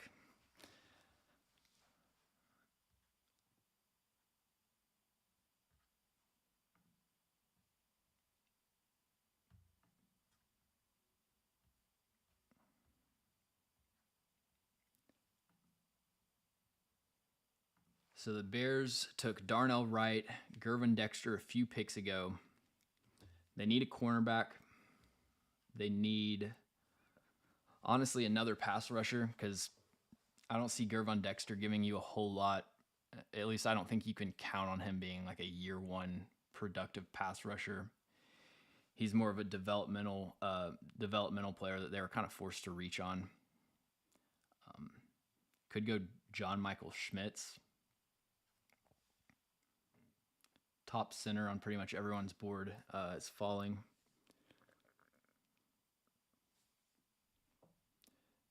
They also seem to love linebackers, so never a bad time to invest in linebacker 3.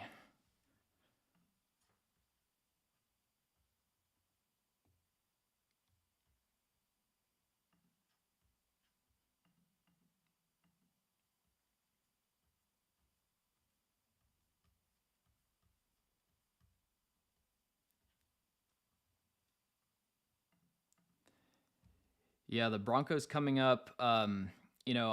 They said Broncos have a couple back-to-back picks. I think on paper they have a solid receiving core, but it seems like there's always trade rumors. It just wouldn't surprise me if they end up wanting to get another young guy in there. KJ Hamler hasn't really worked out. Tim Patrick coming off of an injury, and if they felt like they needed, some more support for Russell Wilson. All right, so Bears take Tyreek Stevenson with the 56th overall pick. Miami cornerback. He has great length, great speed, great size, but you see he had like a 10 percentile 3-cone, and that does show up on tape when he has to transition out of press coverage, or if he gets beat a little bit and he gives up an outside release and he has to turn and run.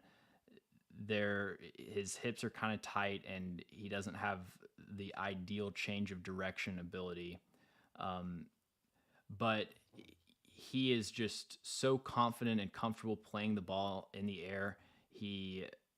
I think I'm correct on this. I don't think he was penalized for his entire college career, and that's not due to a lack of aggressiveness. He's one of the most, I think, tenacious defensive backs in this class, but he just arrives at the catch point so under control, does a great job striking through the hands, through the catching window. So yeah, I was a huge fan of Tyreek Stevenson, 38th player on my board, and the Bears have a major need at cornerback. They've got Jalen Jones, who's solid. Kyler Gordon, who they spent a second-round pick on last year, but he was honestly one of the worst rookie corners in the league. And so, yeah, get some more assurance for that secondary. And then I like what they have at safety. So I'm a big fan of this pick. I'm going to go A+. Actually, I'll go A. Got to start being a little bit more conservative with the A+, but I'll go A for Tyreek Stevenson.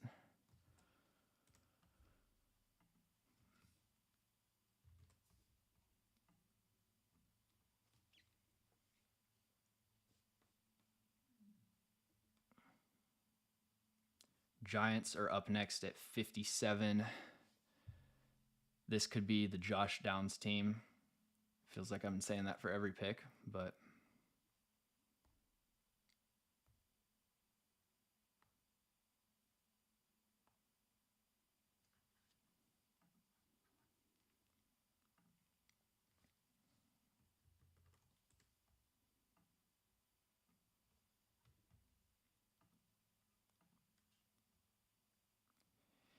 any chance the Titans can somehow get Josh Downs? My expectation is that they would have to trade up for him, just based on how I view him as a player. But you never know. every year there's a few players that just fall a lot further in the draft than you expect. A lot of times it comes out there was, maybe something that a lot of teams flagged at the combine, um, has like a hamstring or something like that. I don't know specifically with Josh Downs, but that's always within the realm of possibilities, is that there's something there and he could fall. But I think the receivers, honestly, I think there might be a receiver run that starts pretty soon with guys like Cedric Tillman, Jalen Hyatt, um, similar to what we saw at the back end of the first round. So the Giants take John Michael Schmitz at 57. This is a great pick. I think pretty clearly the best center in this class. Definitely the best zone blocking center. 2 or 3 years. I've been watching him for 2 years, but I think a few years of production at a high level in Minnesota's zone heavy running game, and yeah, massive need for the Giants. Great value there, so I'll go with a B minus. I thought his junior year was a little bit better than last year. I kind of heading into the draft had a similar grade on him to like a pre-draft grade to Tyler Linderbaum last year. I thought he was in that tier, but the pass protection I do kind of worry about. It's hard with centers, especially at the college level. It's hard to evaluate their pass blocking because there might be 3 or 4 plays in every game that you watch where they're actually in a one-on-one high leverage situation. So you kind of have to filter through a lot of film to get a good grasp on what a guy can do pass protection wise. But when I was going back through John Michael Schmidt's film, there was some stuff that kind of worried me.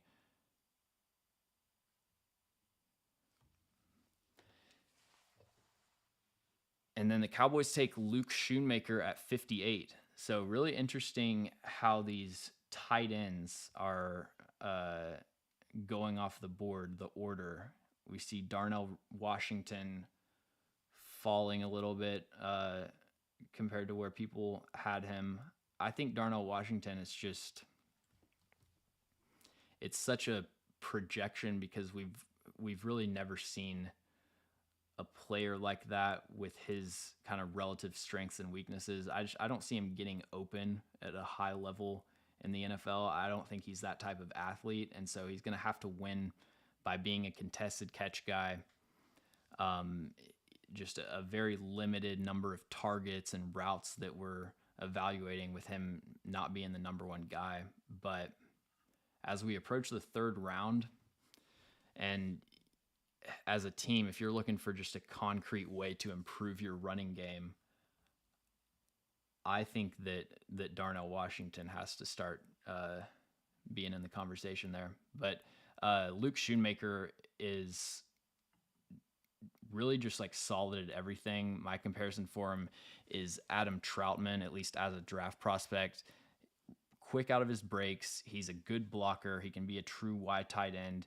Has consistent hands. He's a solid athlete. Nothing that's going to pop off the screen.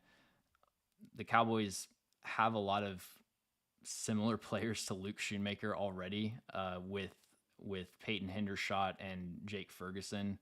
They're all kind of, the same type of tight end, and they used a lot of 3 tight end sets last year, for sure. A lot of 12 personnel, a lot of 13 personnel. That's where they were most effective running the ball. So doesn't surprise me that that's a position that they, value highly, is like having 3 tight ends that can play. And you look at the Cowboys roster, they've addressed defensive line. I think they finally made a high level investment in the defensive line with a good prospect. Honestly, like I haven't been a fan of the way they've addressed that in previous years. And so you look at the moves they made in free agency and trading to get Stephon Gilmore, Brandon Cooks. Not a lot of immediate needs, so they can't afford to make that pick.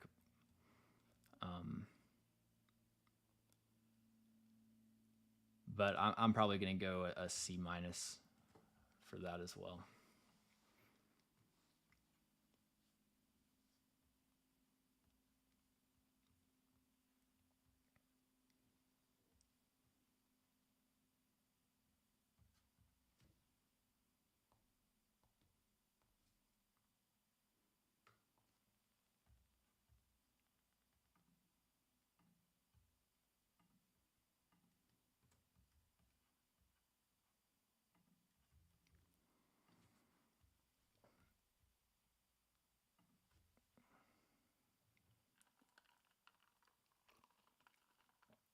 Trade Malik for a higher draft pick and get Darnell Washington. Hey, if there's a team that wants to give a high draft pick for Malik Willis, I would take that, but I just don't see it happening. All right, so the Bills get Osiris Torrance, guard out of Florida, with the 59th overall pick. Osiris Torrance was pretty much the consensus highest ranked guard in this class, and especially earlier January, February, you saw a lot of him in the first round. I never saw that. His tape was just so underwhelming to me compared to where he was projected to go. Like, you're talking about spending a first round pick on someone that I think doesn't have very quick feet. He's a gap scheme exclusive guard, and for his size, I was underwhelmed by how much power he was able to generate as a run blocker. But the thing with Osiris Torrance is, just from a size, frame, and mentality perspective, he is everything that you want from a guard. Like, he's a built in the lab type of guy.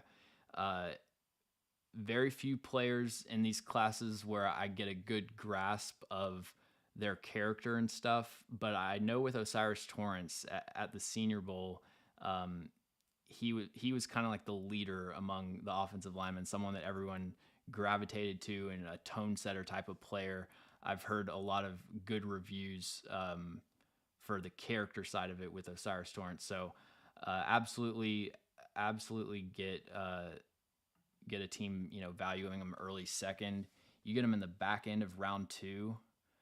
I think that's just another example for the Bills of just staying put and taking the best player that other teams pass on. They did it in the first round with Dalton Kincaid. Again with Osiris Torrance, basically just taking these players a few slots below where I had them slotted. So, yeah, that's a solid B pick, I think.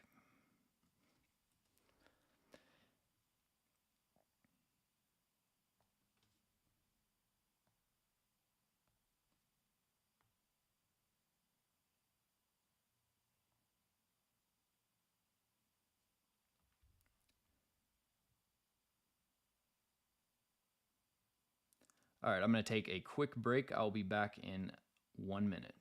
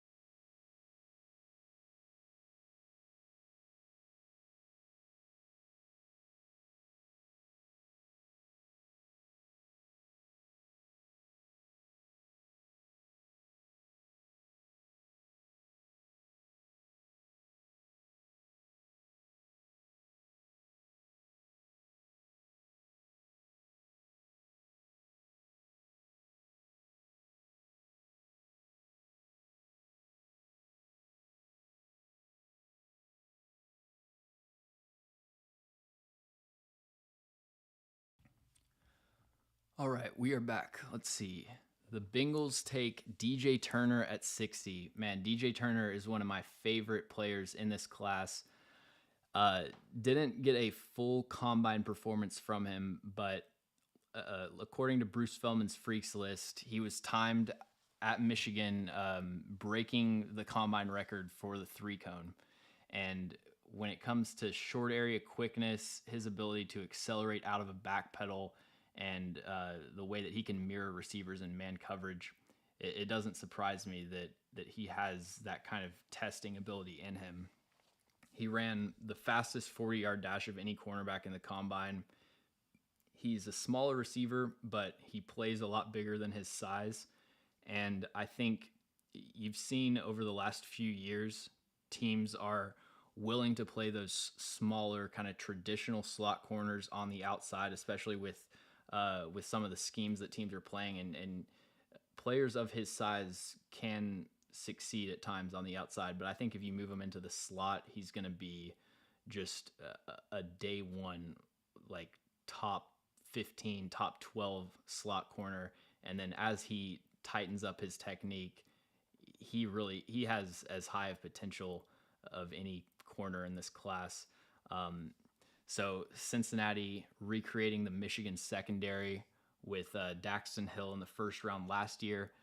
They get DJ Turner to play probably outside corner. They've got Mike Hilton, but probably slot corner. In his first year, but I think he could transition to the outside at some point and have success there. So yeah, DJ Turner at 60, my 40th ranked player. That's a slam dunk pick for the Bengals. If you're looking for a team that is just like, the Bengals are the perfect example of, I think, the ideal way to build your secondary. I think not only do I agree with a lot of the specific evaluations that they've made in the draft with guys like Cam Taylor-Britt, who I really liked, and he kind of came on late in the season. Daxton Hill was basically a redshirt year under Jesse Bates, but he figures to be a big part of the equation. But then you also look at the way they've invested in corner through free agency, of just trying to accumulate as many like C+ to B- corners as possible. Just, get a bunch of guys that we're going to pay $5 million a year, and we don't need to invest all our resources in having cornerback 1 and 2 being these great elite players. Let's just have 6 guys on the roster that can all play at a starting caliber level, because we know these guys are going to get injured, and you're going to need to just plug guys in week 13 and not get exposed. So I'm a huge fan of a lot of the ways that Cincinnati has built this roster out, especially when you look at the defensive side of the ball. So that's a great pick for them. And then the Jaguars take Brenton Strange, tight end out of Penn State. So Darnell Washington, we've talked about like medical, how when players fall a lot farther than expected, medical could be a main reason for that. Darnell Washington, this is definitely, you could classify this as a fall for sure, with guys like Brenton Strange going over him. Now, Brenton Strange is, I think, a really good underrated tight end in this class.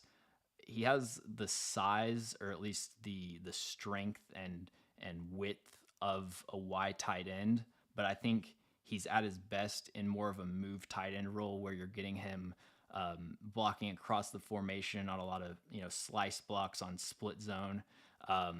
Get him on the move as a blocker. He's really explosive.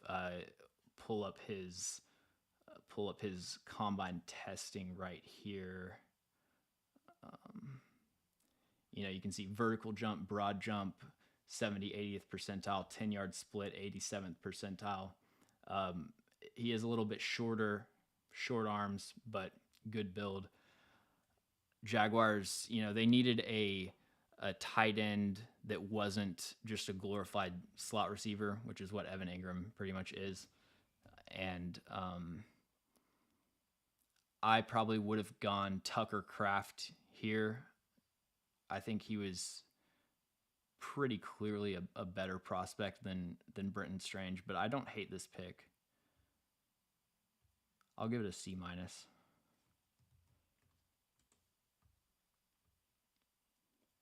Strange was kind of he was one of my guys more on day 3, so I do really like. I think I'm seeing eye to eye with Trent Baalke here on the eval, but I don't know if I would have gone that high for Brenton Strange.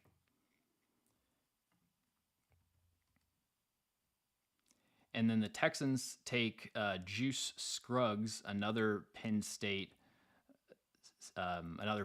player that has gone kind of under the radar. I actually had Juice Scruggs on my Titans wish list for their last pick, so obviously I was a lot lower on Juice Scruggs. I think he's a nice player, a lot of intriguing athletic traits, but the pass protection, he just kind of gets knocked off balance pretty easily. I think he could be a good zone blocker. It'll be interesting to see what Houston's running game leans towards. They've traditionally been more of a gap scheme, but I like him as a zone blocker. I do have to give that pick a D, I think, because that was a pretty big reach in my opinion.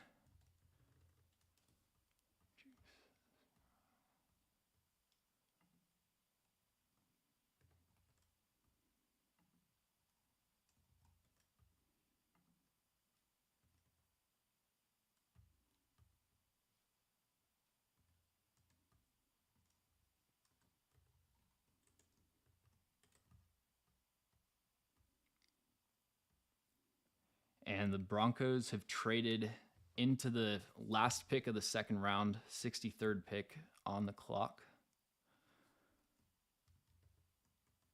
And their first pick of the draft.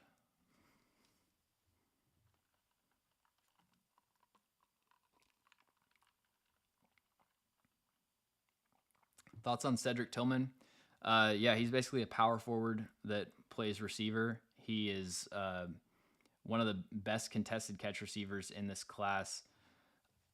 Dealt with an injury in 2022, and so wasn't able to have that full breakout season that I think people were expecting, but he played the best against the best competition. His best games have come against Alabama, Georgia, and I think that for a taller player that has kind of an upright build, when I look at scouting reports of Cedric Tillman, I see a lot of people saying that he struggles with start-stop ability. I really disagree with that. I think one of his best traits is his ability to sink his hips on a curl route or a comeback and create that instant separation. It's a similar thing as it is with Jalen Hyatt, although to a lesser extent, where in Tennessee's offense, he just wasn't asked to run that diverse of a route tree. It was pretty much go routes, screens, and curls. And so I am interested to see, like him running a dig route or him running a deep comeback where he's really having to move side to side. That's probably where I have the biggest concern with Cedric Tillman, and it's why I think his upside might be a little bit limited. But yeah, T. Higgins, as Trevor said, is probably the high-end comp for Cedric Tillman. I think my comp is Brandon LaFell.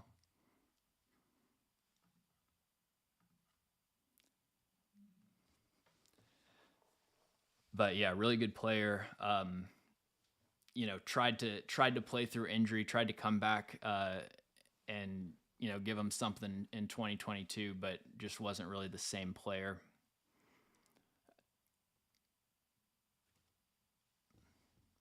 But the 2021 tape, just valuing it based on how good the tape is, Cedric Tillman's 2021 tape was better and more impressive and dominant than Jalen Hyatt's 2022 tape, where he won the Biletnikoff.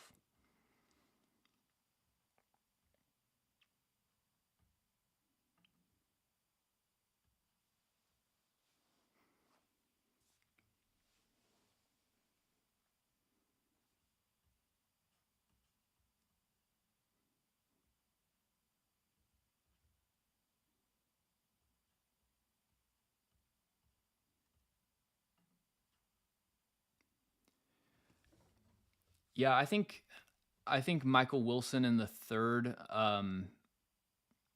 I don't think that would be the worst pick in the world. It's going to depend on who's still there for them. Like I would still go A.T. Perry or Cedric Tillman or even Jalen Hyatt, even though I don't think he's the best fit for the Titans. I would go with either of those players over over Michael Wilson. But Marcus Whitman, another football YouTuber, has compares him to like second year Devonte Adams. I think that's a really good comp for Michael Wilson. He's an underrated player, really good route runner. Okay, so the Broncos take Marvin Mims. So they do decide to go with a another weapon for Russell Wilson. Marvin Mims, I think, is a player that if you watch the highlights, you will come away from that very, very impressed, blown away by Marvin Mims and how he's not getting more recognition and attention. And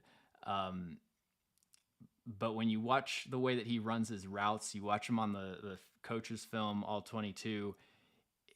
I've compared him to like a 5-year old running around Let It Shine, uh, in the sense that he is explosive. He has a lot of energy, but just doesn't really know what he's doing. And, he said at the combine that he wasn't really asked to run super detailed routes at Oklahoma, which I guess I understand. But I think that is going to be something that it has to kind of build from square one. Is just like his ability to set up defenders and get in and out of his breaks cleanly. You don't really see that from Marvin Mims, but he has outstanding speed. He's dynamic. He's an explosive athlete, and he is, for a smaller receiver, he's really good in contested catches and has some big time, huge catches and big moments at the end of games. Definitely has that clutch factor about him. So I like the pick with Marvin Mims. Okay. Um, I started off the draft process a little bit higher on Marvin Mims than a lot of people, and I think at this point I'm probably a little bit lower on him just because I don't think the level of detail is there with the routes. Um, but I'll probably go C- there for the final pick of the second round.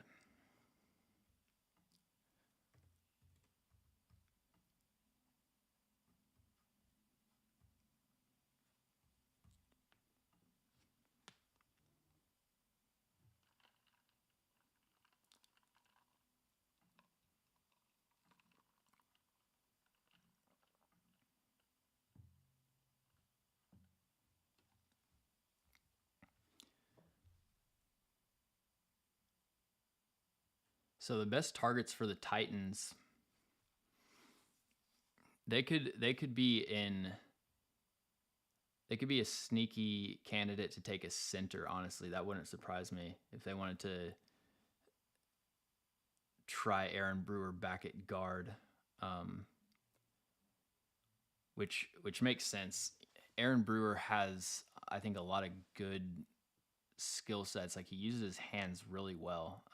Actually has good length for a player of his size, but him going against nose tackles, there's such an overwhelming size disadvantage that the technique almost doesn't really matter sometimes. So I kind of like the idea of moving Aaron Brewer to a guard spot and then trying to fill in center.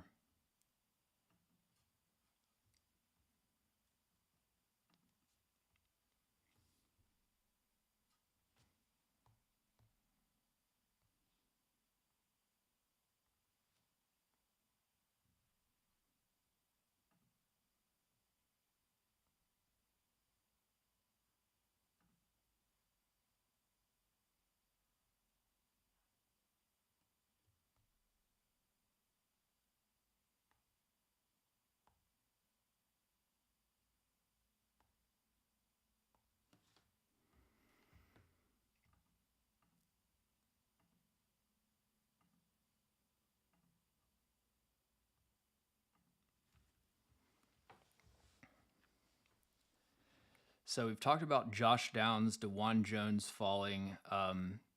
Diane Henley, I don't think you could really classify it as him falling. I think I was just a lot higher on him than a lot of people.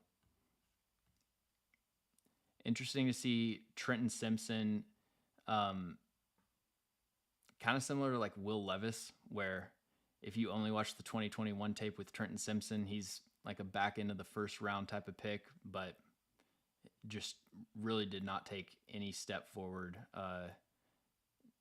Doesn't do a great job of reading blocks, and he's kind of just a blitzer at this point.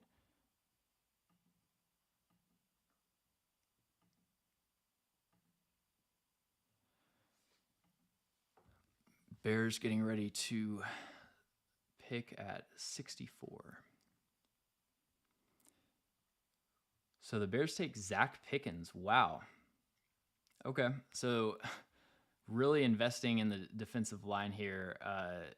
They double up by going Gervin Dexter out of Florida at 53, and then take Zach Pickens at 64, who is a similar player to Gervin Dexter in the sense that he was a highly rated recruit coming out of high school, has elite athletic traits, but just hasn't put it all together on the field yet.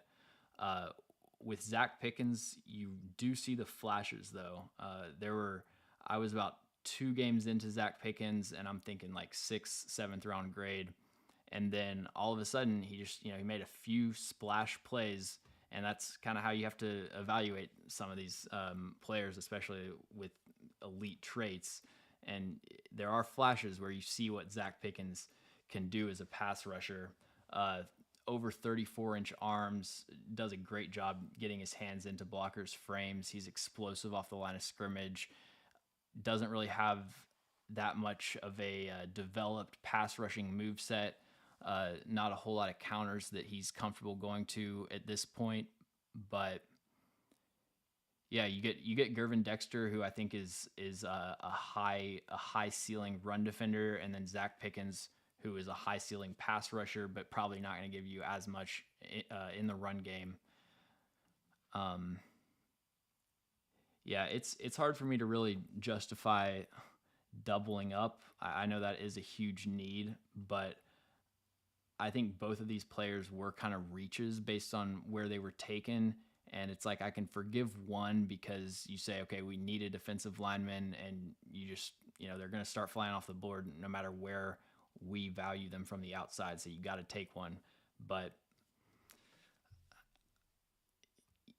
yeah, that's kind of hard for me to justify. So I'm going to go another C- there, I think.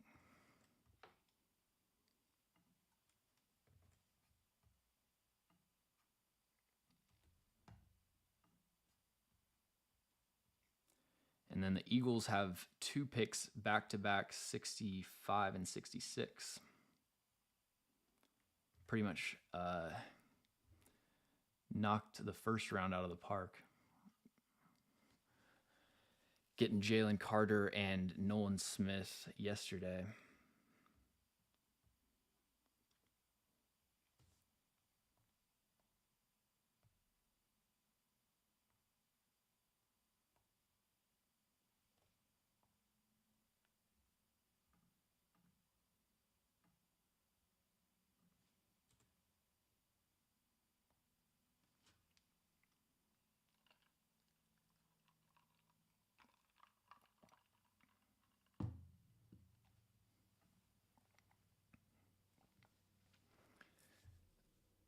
So the Eagles could use a cornerback, also a receiver. Man, Keely Ringo. Keely Ringo just kind of fits the theme of everything that the Eagles seem to be trying to do as far as recreating the Georgia defense, drafting players that might have a little bit of a higher ceiling, even if they're rougher around the edges. The Eagles have, I think I said this earlier, but I think drafting Keely Ringo as a safety could be a really interesting play. They're set at outside corner, at least for this year, with James Bradbury and Darius Slay.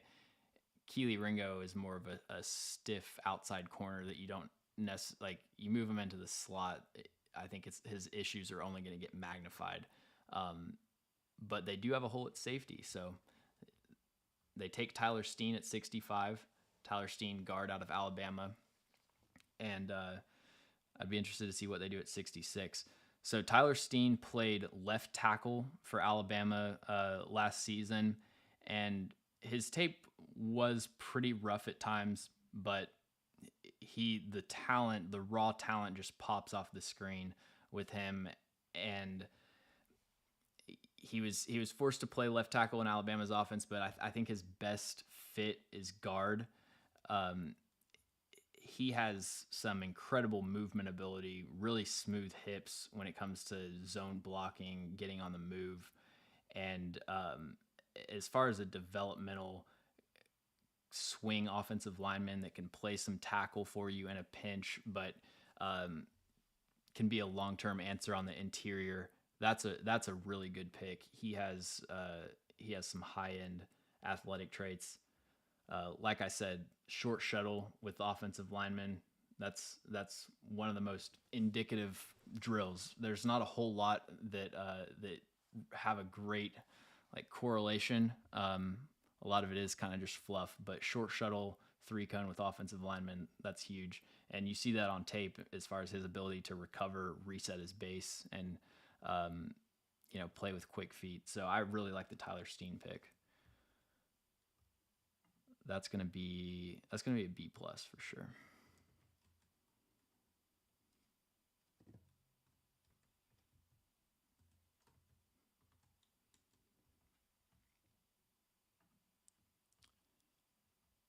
And then 66, they go Sidney Brown. Okay, so Illinois' defensive backfield was absolutely stacked last year. Devin Witherspoon, Quan Martin, who just came off the board, and Sidney Brown is one of the most fun defensive backs to watch. I feel like I've said that a few times about defensive backs, but this is a great class. He has the short area movement ability, the explosiveness, the ball skills. He is he's a very aggressive run defender, but not a good tackler at all. 14 missed tackles last season and 70 missed tackles for his entire college career. He's played meaningful snaps 5 seasons, and he's had more than 10 missed tackles in every season except one. But 6 pass breakups, 6 interceptions last season, and he has some pretty exciting athletic traits as well. He's a little bit undersized, but the movement skills are off the charts with Sidney Brown. So yeah, I think that's a better pick than Keely Ringo would have been. Was kind of talking that up with just the Georgia connection, but Sidney Brown actually played safety in college, so you're not having to make that transition. And I think that he can be a high-level contributor right away. So I honestly, surprising, I know, with Howie Roseman, but both of those picks are just sensible, good, solid picks that I would have made. So I'm going B+ for Tyler Steen and B- for Sidney Brown.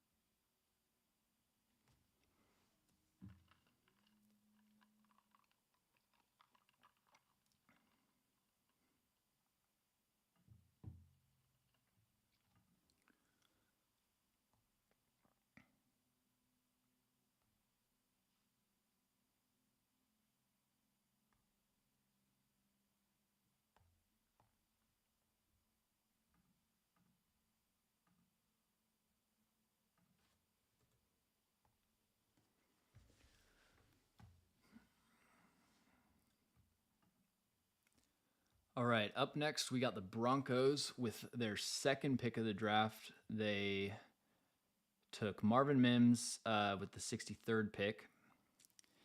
And other needs, Offensive line, they invested a lot in free agency, but you could look at upgrading Lloyd Cushenberry, one of the interior spots. I could see them going center. Um, could honestly see running back being being a need for them here. Javonte Williams coming off of the injury. They could go corner. There's still, plenty of good cornerbacks left. They also need linebacker. Alex Singleton, Josie Jewell. Josie Jewell's pretty good, but a lot of different places they could go. My guess is going to be, I'll go ahead and guess Drew Sanders, though. Okay, they take Drew Sanders. Okay, so Drew Sanders is former 5-star recruit, committed to Alabama, transferred to Arkansas. He was an edge defender when he played for Bama, but made the full transition to off-ball linebacker last season. And there's a lot of exciting high-end traits with him. I think he has better speed than he tested with the 40-yard dash. He has legitimate pass rushing skills, 39 pressures and 11 sacks last season as an off-ball linebacker. And I think this is a really weak linebacker class, but of all the linebackers in this class, he's the best when it comes to stacking and shedding, avoiding blocks with physicality. Doesn't have the best length, but just packs a really powerful punch, creates a lot of knockback with that initial engagement, and then does a good job of working into the backfield and getting off of those blocks. But the problem with Drew Sanders is he is very raw. He's very much a project. This is his first year playing off-ball linebacker, and he really played linebacker in the sense that he lined up in the middle of the field. He wasn't really reading his keys. He didn't have an advanced coverage role, I'll say. He was actually pretty surprisingly good in coverage, given his lack of experience, but his job on passing downs was basically just take a few steps back and then watch the quarterback. And if he scrambles, tackle him, and then just like hit whatever runs in front of you. So I think just in terms of learning the game and adjusting to the speed of the game, he has a ways to go. And then he also led college football in missed tackles last season with 22. So, or college football linebackers. Drew Sanders was getting a lot of first round hype, and I just really did not see it with him. And I still think, though, that the natural talent and like what he could be, to me, this is the range where you take that kind of linebacker. I really like that pick. I'm not a fan of, if you're going to take a first round linebacker, take a guy that can play. The track record of getting these project, could be the best linebacker of all time type of players, like the Tremaine Edmonds style of linebacker pick in the first round, just to me, I don't think has a great track record. Even Tremaine Edmonds, who was the most successful of those first round linebacker selections, he wasn't really even good until his 4th year. And then he, goes and signs to another team, signs to the Bears. So yeah, this is the appropriate range for Drew Sanders. Fits a need. So I'm going to go A- for the Broncos there. And then Hendon Hooker off the board to the Detroit Lions.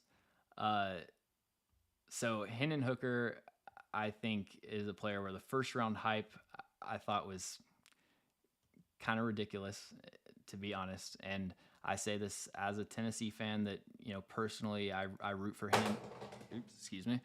Hendon Hooker's success, but there's just a lot of negatives to his draft profile that I think make it hard to justify, spending a top pick on him. With that being said, you get him at 68.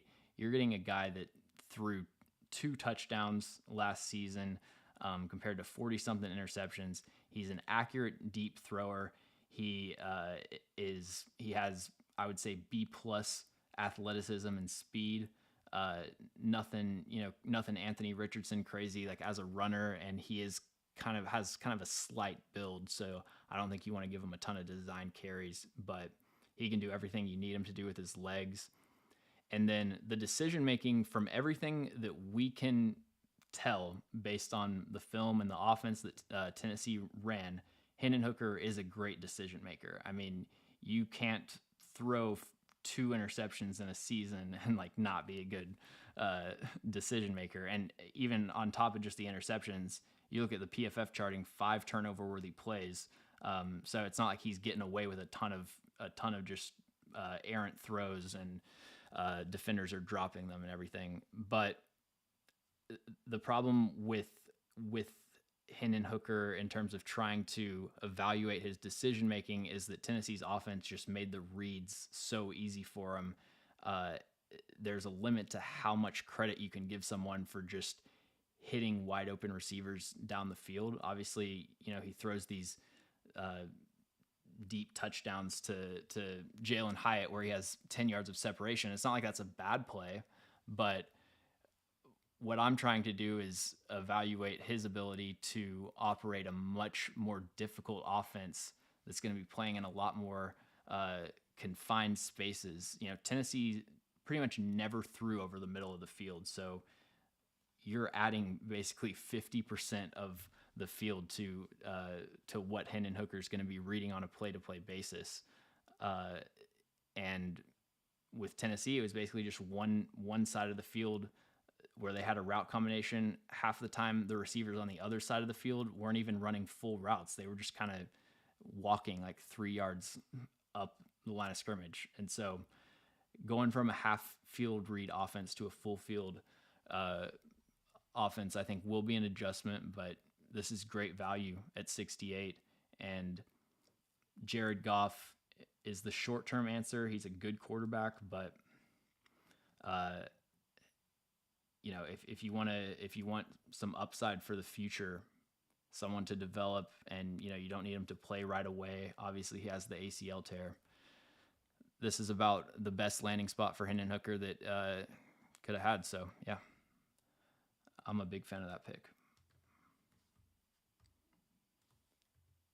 68 and I'll go B minus.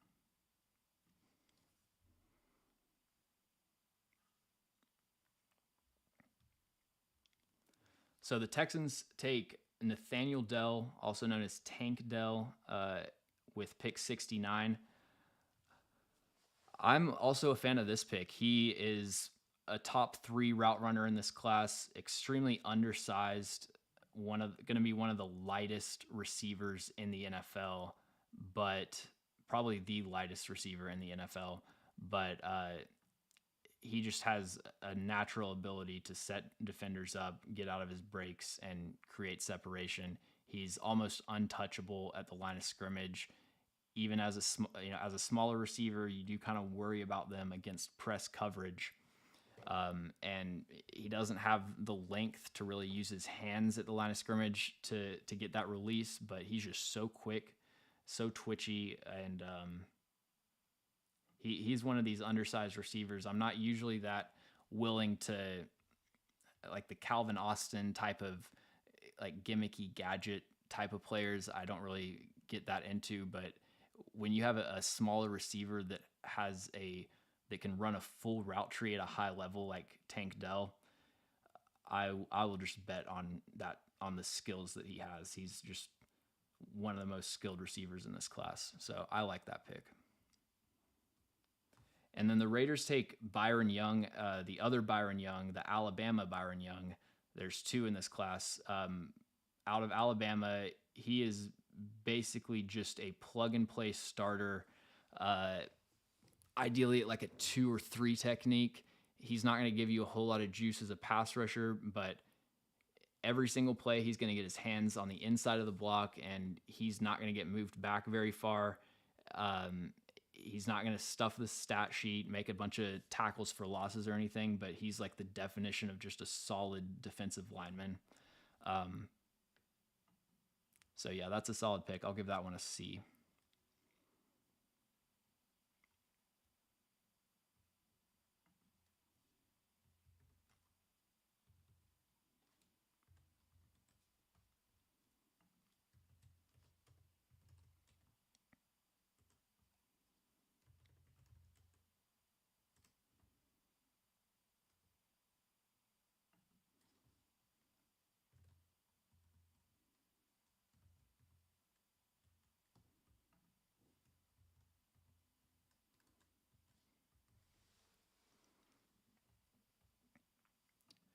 All right, the Saints take Kendre Miller, running back out of TCU.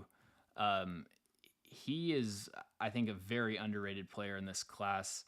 He has the size and the speed, 215 pounds, didn't run the 40-yard dash, but I think he probably would have been like a low 4.4s type of player and benefited from some wide open holes on a lot of his biggest runs. I will admit that, but he does a great job of setting up blockers, setting up linebackers, so that he can just make that quick cut, and then he has instant acceleration to get past the defensive backfield, and he's the definition of a big play threat. And like a lot of running backs in this class, he is an awful pass protector.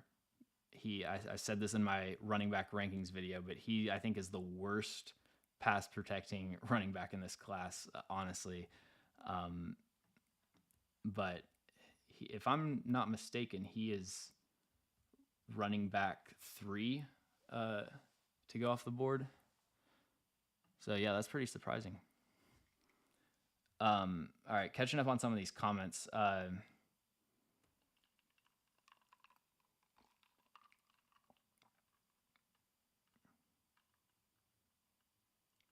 Yeah, I think Drew Sanders is ideally an inside linebacker. He's not.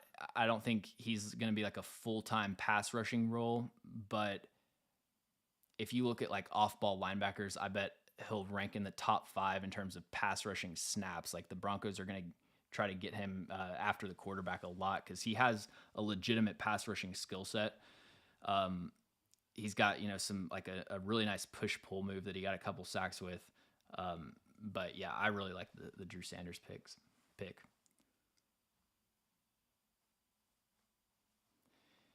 Yeah, Billy. How Tank Dell handles NFL hits, that's going to basically be that's kind of the defining question mark with him. So many players like that in this class that you really like their skill set and what they put on tape, but there's only a limit to how many outliers can hit. Odds are a couple of these outliers are going to be good players, but it's hard to say.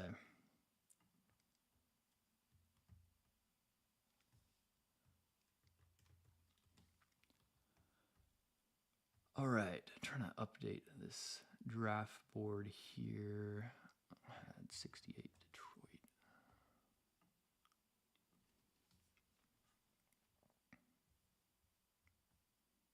All right, the Cardinals take Garrett Williams, cornerback out of Syracuse, with the 72nd overall pick. I think this is a really good pick. I'm a huge fan of Garrett Williams. Has some of the best footwork out of cornerbacks in this class. Really good in man coverage. He's just the definition of under control for a corner. You're never going to see him get, juked out and like put on the ground, break his ankles, that type of thing. Doesn't commit penalties. Really, really under control playing the ball in the air. But he tore his ACL last year after a few weeks. And so that definitely affected his draft stock, I'm sure. I think he would have been a bona fide second-round pick if he was healthy. But outside of Marco Wilson, the Cardinals really don't have a whole lot going on in terms of young pieces at corner. So I'm a huge fan of that pick for sure.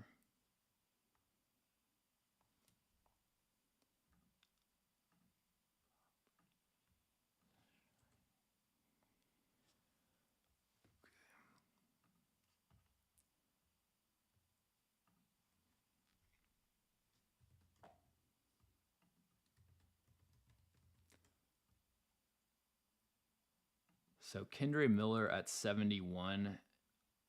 I'm going to I'll give that a C. There are some flashes of Alvin Kamara in Kendre Miller. My comp for him is Miles Sanders. And then Garrett Williams. I'll give a B-. Good pick for the Cardinals.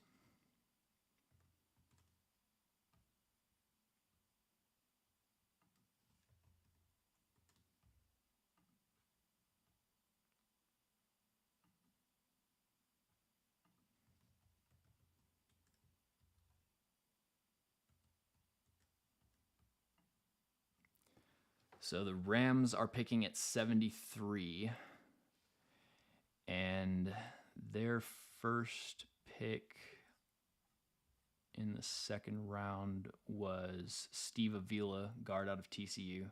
God, that seems like a day ago.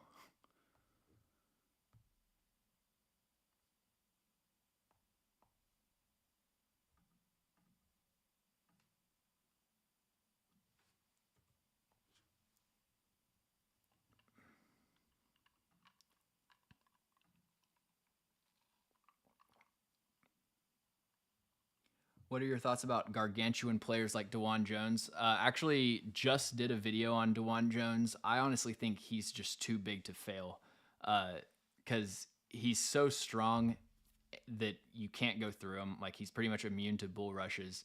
And then pass rushers have to take such a wide angle to get around him. And he has really good hand usage. So he gets attached when you're trying to speed rush around the outside shoulder.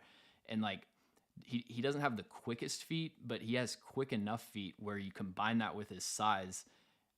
I honestly think he might be. I think there are just some players where it's like if you're big enough and you have that requisite level of skill, you're just going to be good in the NFL. So I do kind of believe in DeJuan Jones, but for players with that size, the one caveat is always how consistent are you able to be about maintaining your weight? Like there are kind of some rumors that he's someone where like his weight fluctuates. I think, he refused to weigh in at the pro day, I believe, which I've heard turned some teams off. Cause the assumption is that you came in out of shape, but I really like him as a player. He's one of my guys.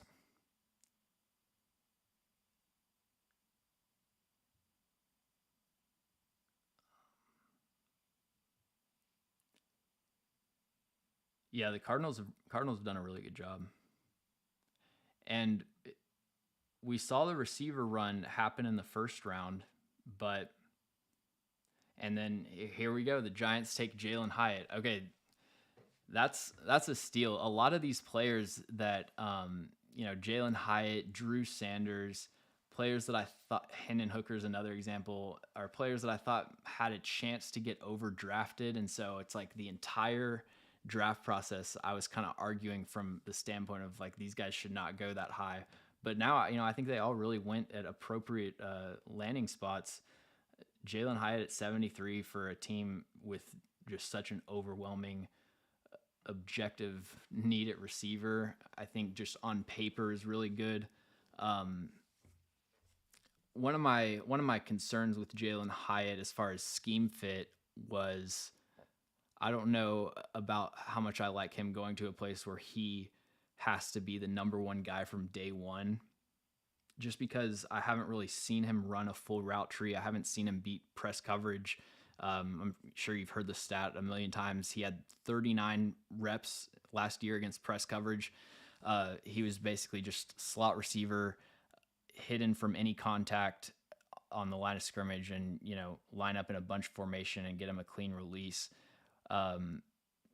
So just from the standpoint of trying to check all the boxes with a prospect, there's a lot of uncertainties with Jalen Hyatt. So he is kind of a boom bust player, but the speed I think is better than his 40-yard dash time. And I actually think that the natural comparison is to kind of throw him in the bucket with just like track stars, like John Ross type of players. But I actually think in terms of his movement skills, he has the ability to develop into someone that runs the full route tree. Let's see here.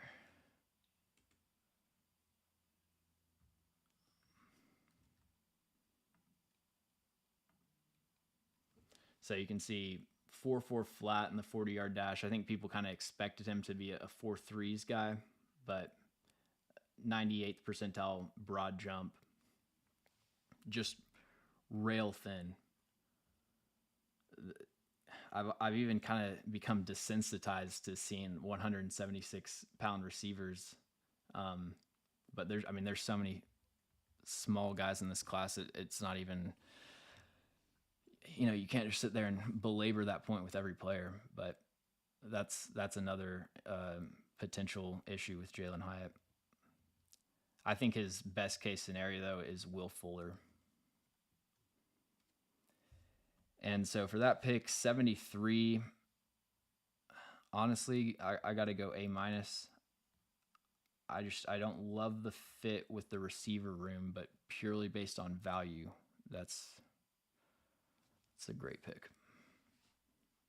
And then the second Tennessee receiver goes off the board, Cedric Tillman to the Browns at 74. Interesting enough, I think a nice comparison that I've never thought of, Cedric Tillman and the guy out of Michigan, Donovan Peoples-Jones. I think Donovan Peoples-Jones has outperformed draft expectations, but that's kind of what I view Cedric Tillman as, is just like a reliable number 2. Mike Williams, probably the high end for Cedric Tillman. He can just box people out at the catch point, jump over people, jump through people. He understands that you can commit offensive pass interference and just not get called for it. And for taller players like that, my main concern with Cedric Tillman is that he's going to have to play on the outside, and he's not very quick at the line of scrimmage. His only real way of beating press is just powering through corners. And he was able to do that at the college level because he had an athletic and physical advantage over everyone that he played.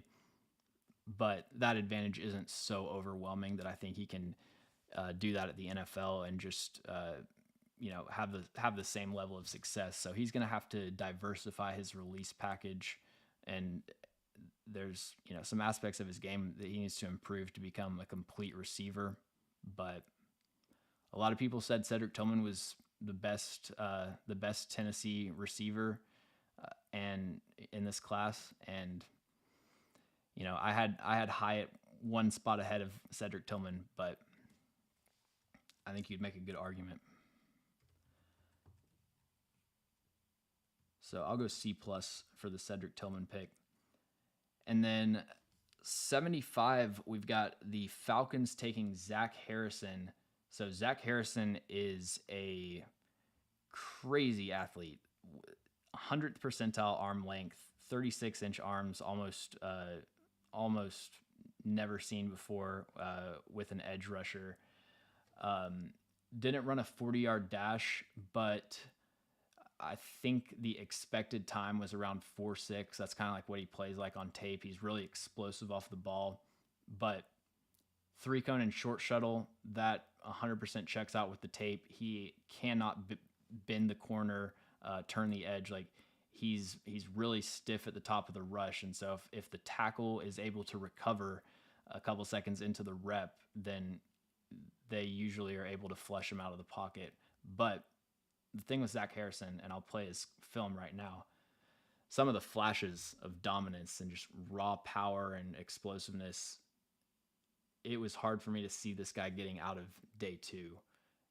His length and the way that he can convert speed to power, if he got with the right coaching staff and like really hit his maximum range of outcomes, he could be a special player.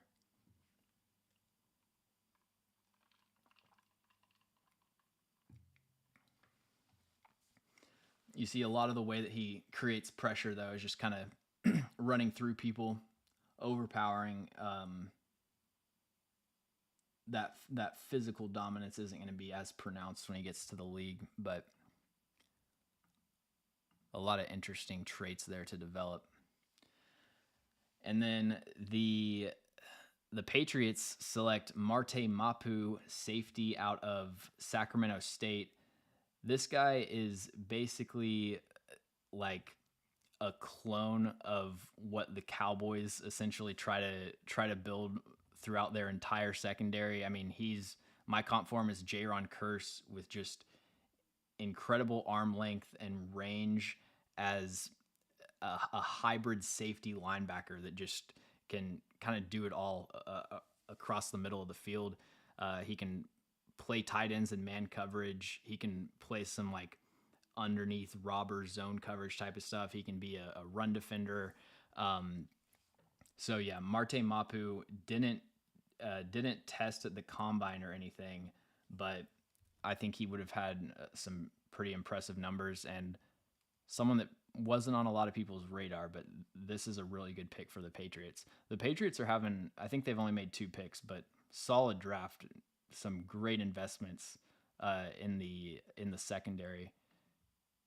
You look at their secondary like depth chart heading into the draft, and they're okay in terms of how good the players are, but just a lot of really small defensive backs, and so they're really upgrading the size in the secondary with Christian Gonzalez and Marte Mapu. So Zach Harrison to the Falcons. That's a B. Yeah, needed pass rushing help. Good player. And then Marte Mapu, I love the fit with New England. I like the player. I don't necessarily like him at 76, but I'll go C for that pick. I think I see the vision.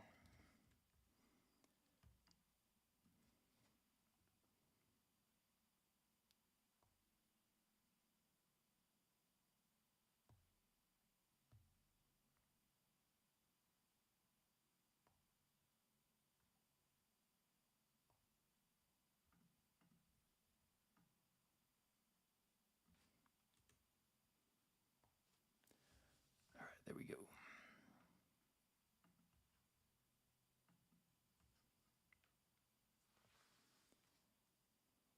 Yeah, if Josh Downs falls to 81, it would be hard for me to, I mean, every team that's come up that needs a receiver, I've said they should take Josh Downs. So at a certain point, like I can't just keep saying that, but yeah, I would love if the Titans were able to snag him at 81. Hyatt had a sore hamstring at the combine. That makes sense. Yeah, it is kind of a hipster pick, and Mapu was a guy that I watched late. He was one of the last players that I watched, but I don't know, man. It worked out with Kyle Duggar, and Mapu is a really good player. Just a little bit early based on where I would have taken him.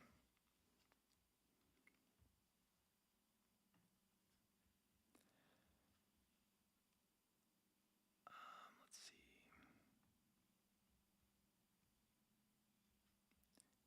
And let's see. I have that Rams pick wrong. Updating all the trades live, so sometimes the team won't be exactly up to date.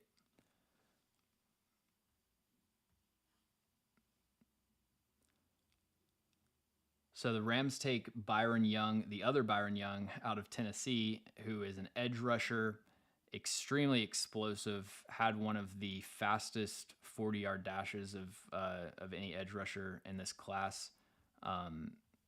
Pull up his combine information right here.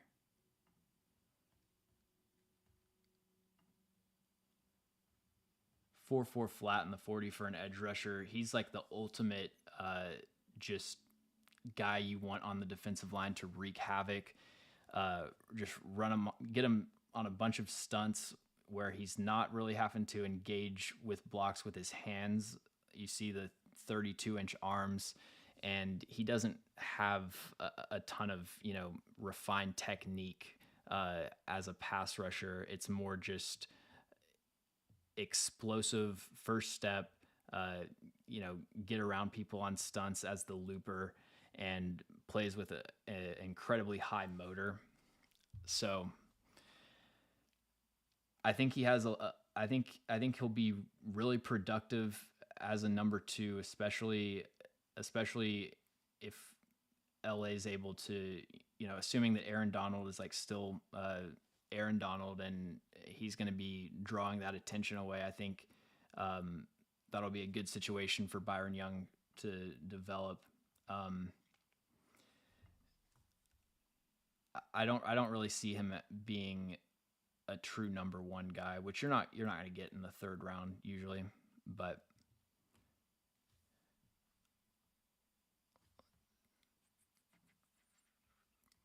77th pick.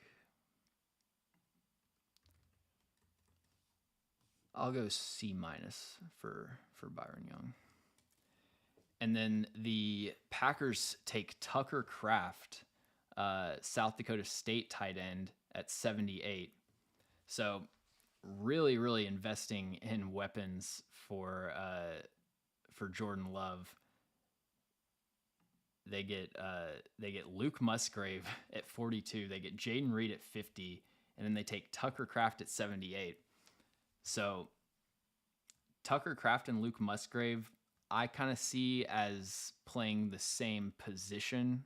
I think they both are like true wide tight ends, but Luke Musgrave is more of the player that you want like lining up out in the slot, and he can be the third receiver on certain sets. Tucker Kraft had a bit of a drop off in play, had a breakout season in 2021, and then got injured for this past year, missed the first 8 games or so, and so didn't really have that full breakout. But you can see he's a really well-rounded athlete. It's kind of funny. Go from 10-yard split to broad jump. Everything's within the 70th to 80th percentile pretty much.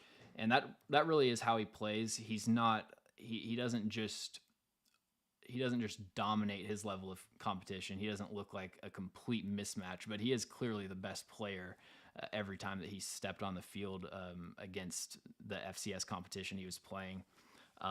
He is a very aggressive run blocker, puts defenders on the ground at a higher rate than most tight ends that you'll see outside of Darnell Washington when you compare him to other tight ends in this class. And yeah, I mean, he can high point the ball. He can make contested catches. Doesn't run very crisp routes or anything, but he has good speed to attack the seam. And he's just kind of like a do-it-all tight end. Never going to be a top 5 guy, I don't think. But my comparison for him is Hunter Henry.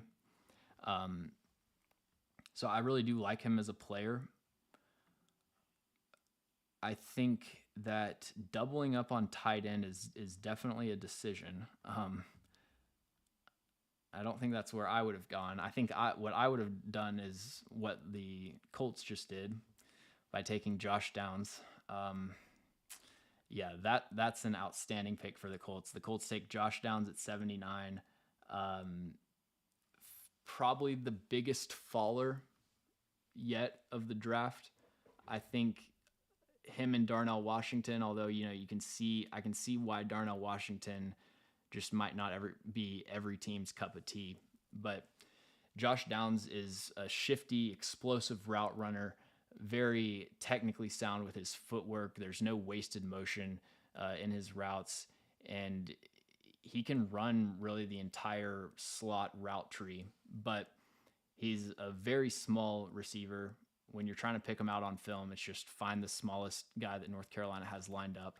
Kind of scrawny build, and for the same reasons that we've talked about with every single other historically small player in this class, injury and just dealing with physicality over the middle of the field at the catch point. That's what you worry about with Josh Downs.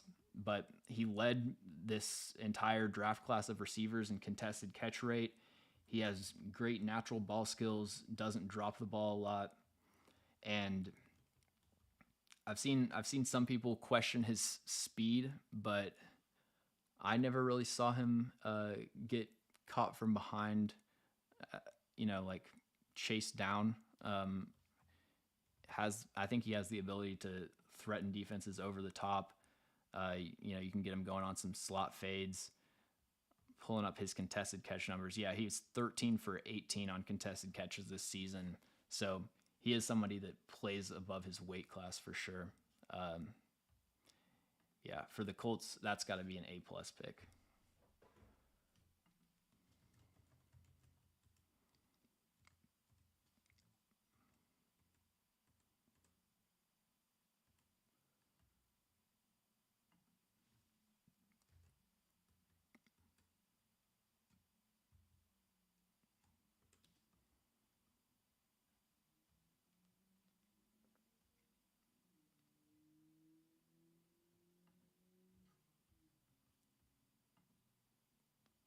I am interested to see why Josh Downs fell, though.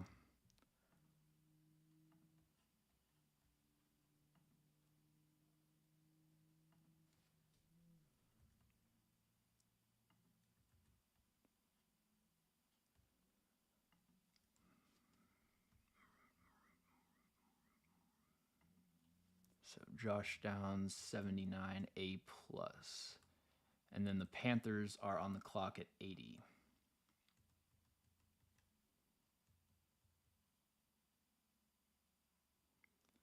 Trading out with Pittsburgh. Who are we thinking for Tennessee at 81? So close to getting Josh Downs.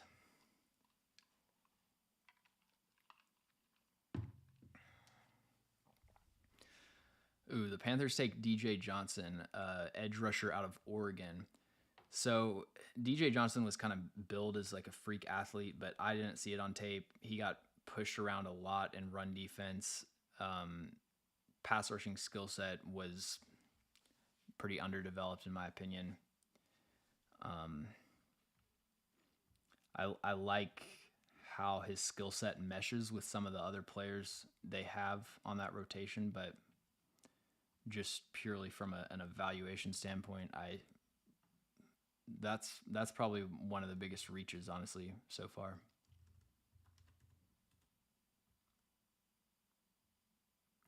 Titans on the clock at 81.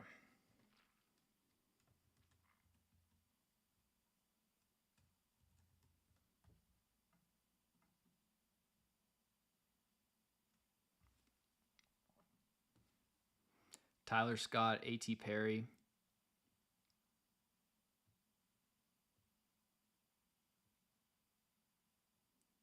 Yeah, Billy Kraft is a great run blocker. Yeah, so A.T. Perry would be my preference for the Titans for sure.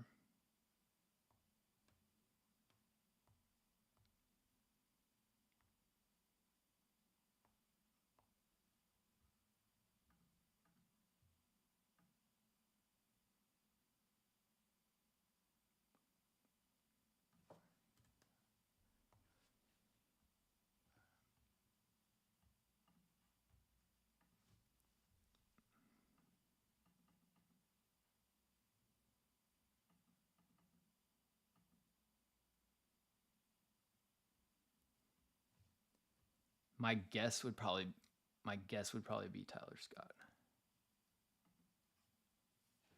I think it's probably the most likely. I've heard a lot of seen him connected with the Titans a lot.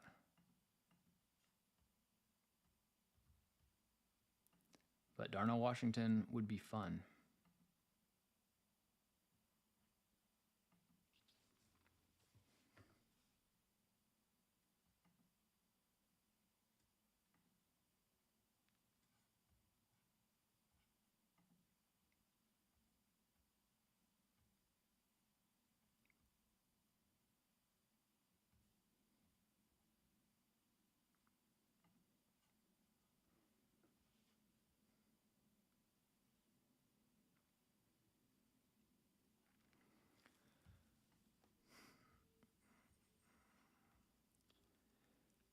It wouldn't. I mean, it's like I feel like they have to go receiver. I think the Titans' likelihood of drafting defense has been kind of underrated, but with Will Levis falling, and they obviously had him high on their board, so they trade up to get him, and then it kind of does pigeonhole you to have to take a receiver.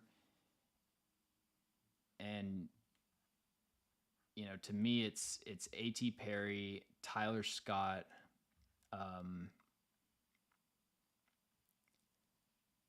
Michael Wilson out of Stanford, and then like Parker Washington out of Penn State, probably a good a deal lower. Um, there is a second drop off here at receiver, so I think they need to just grab their highest rated guy.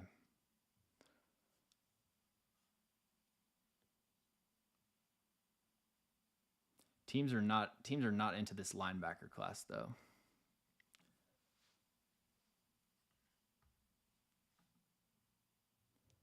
Titans pick is in.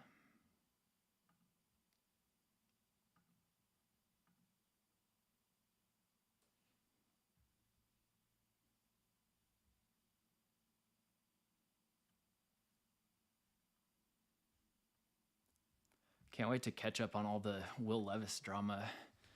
See what everybody's reaction to that is. I'm sure it'll be a lot of measured responses.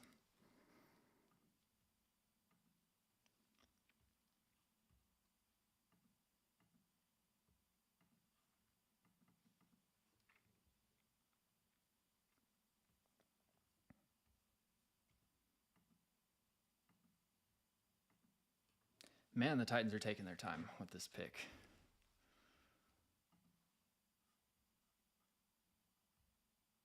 Give me A.T. Perry and let's call it a day. Come on.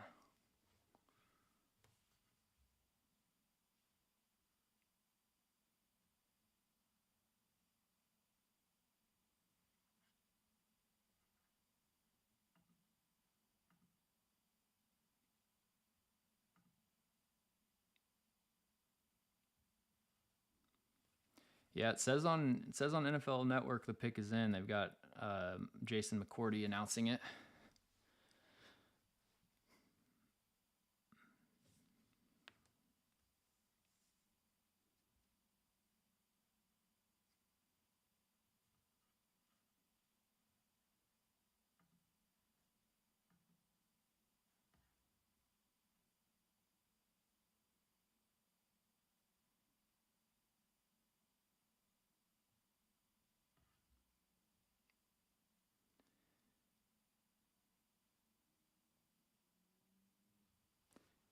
Yeah, I'm honestly gonna update that DJ Johnson pick to an F.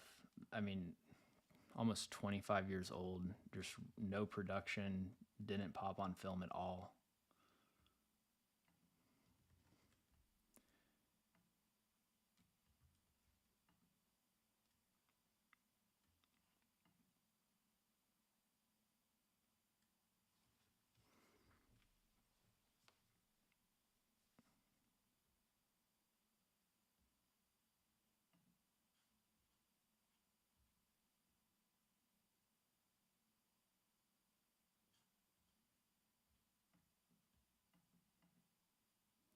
Yeah, Levis's ego has definitely got to be hurting right now. That I mean, the scene that went on in the first round, that's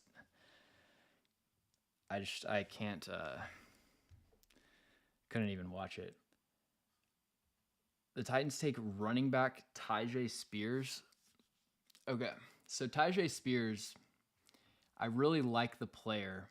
I I really don't like this just from like the standpoint of running back is not a major need for them. They needed so badly to get wide receiver, but Tyjae Spears is a really dynamic playmaker. His start-stop ability, his ability to cut in the open field is pretty spectacular. Um, it's difficult for me to really get behind a third round pick on a running back that's had 2 ACL tears though. That's the thing with Tyjae Spears. Like I mean, he's a human joystick. You watch him at the Senior Bowl. He was one of the most dynamic running backs out there. He's a big play threat, really good hands, solid receiving back, and he's good in short yardage. He's not necessarily someone that's going to overwhelm you with power and like truck you in the open field. But when it comes to goal line situations, get an extra couple yards on third and short, he can do that. You see him out here, running full routes and just like that open field dynamism is exciting. man, I hate to be so hard on all the running back picks, but it's like teams keep taking running backs that don't need them. Like there are teams that actually need running backs, and I could be giving some good running back grades out so that it doesn't look like I'm just Mr. Positional Value. But to me, this seems like a misunderstanding of where you are as a roster and like how ready you are to compete. This is a move that you make when you need the finishing touch on a Super Bowl contending roster. Um, so yeah, that's going to be a C- at best for me. Pretty underwhelming pick. Even though like the player, if you're a Titans fan, you're gonna love watching Tyjae Spears. He's incredibly exciting player. It's just I don't think the best use of resources. So 81 C-. And then the Bucks take Yaya Diaby, edge rusher out of Louisville. Freak athlete, really good combine numbers. I can pull those up right here. He just didn't really have a full-time pass rushing role in Louisville's defense. Yasir Abdullah was kind of their main guy, but 99th percentile 10-yard split. He is explosive off the line of scrimmage. He doesn't really know what he's doing with his hands yet. It's kind of just winning with athleticism, out athleting lower level ACC tackles. But he's an intriguing piece that I think should have been a for sure a third round pick. Pair him up with Kalijah Cansey, and they have added some serious juice to that pass rush. And with the Bucks, it's like you could really just pick. I can't even really criticize like what positions they decide to address because they really need young players pretty much all over the field, and it's kind of just wherever they decide to go. They obviously thought that pass rush was the biggest need.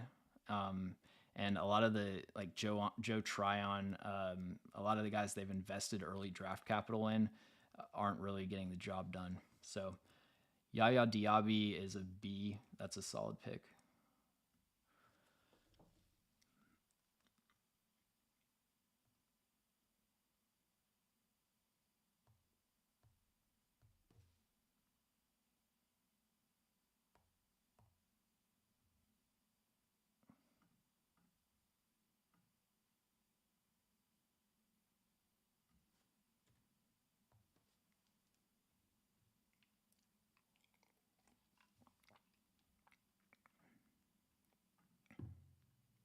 All right.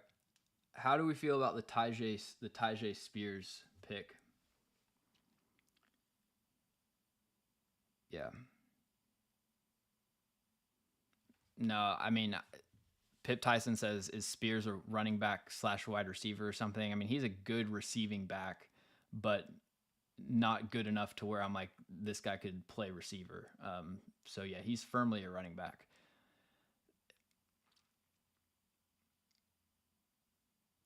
And the other thing about that pick is I think it's made worse with Hassan Haskins. Like I don't think Hassan Haskins was a very good pick last year in the 4th round. But he's kind of just a guy at running back. I don't know. I think the Titans are just always going to be a team that invests this much at running back.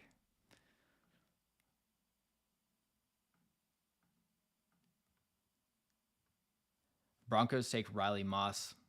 That's a good pick. He's a really good zone corner. It'll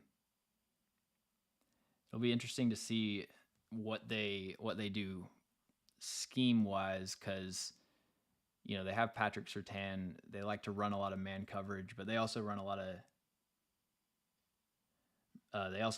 of man on one side of the field, zone on the other. with some like cover six, cover two type of stuff. So I think he could also play safety. That's kind of the lazy analysis is just like look at the white corner and let's move him to safety. He has the speed and athleticism to be a corner, an outside corner, but you just didn't really see him have that much success in straight up man coverage situations. It's more watching the quarterback's eyes, biting on plays, making interceptions.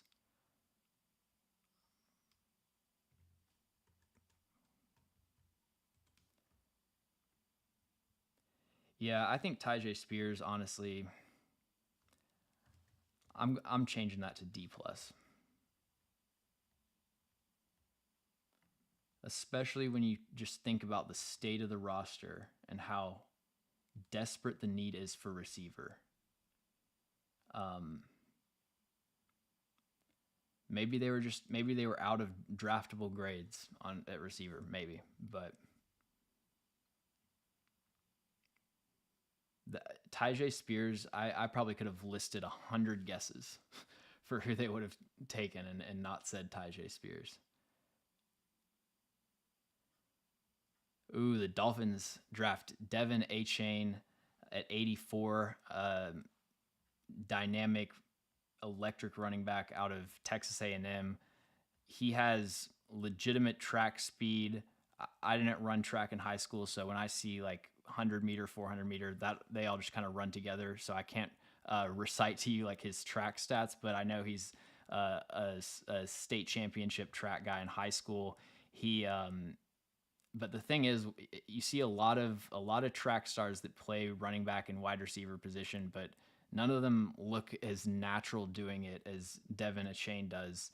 Um, he has the full skill set. I think as a running back, he has contact balance, vision, natural hands, but he doesn't have the best range as far as extending for passes outside of his frame. But for Miami, they need a running back, and Jesus, Tyreek Hill, Jalen Waddle, Devin Achane, the most explosive set of like skill position weapons in the NFL, probably. So making, even though running back wasn't a strength, they're making a strength as far as just getting dynamic playmakers. So I really like that pick for Miami. Debating between B and B plus. Probably go B.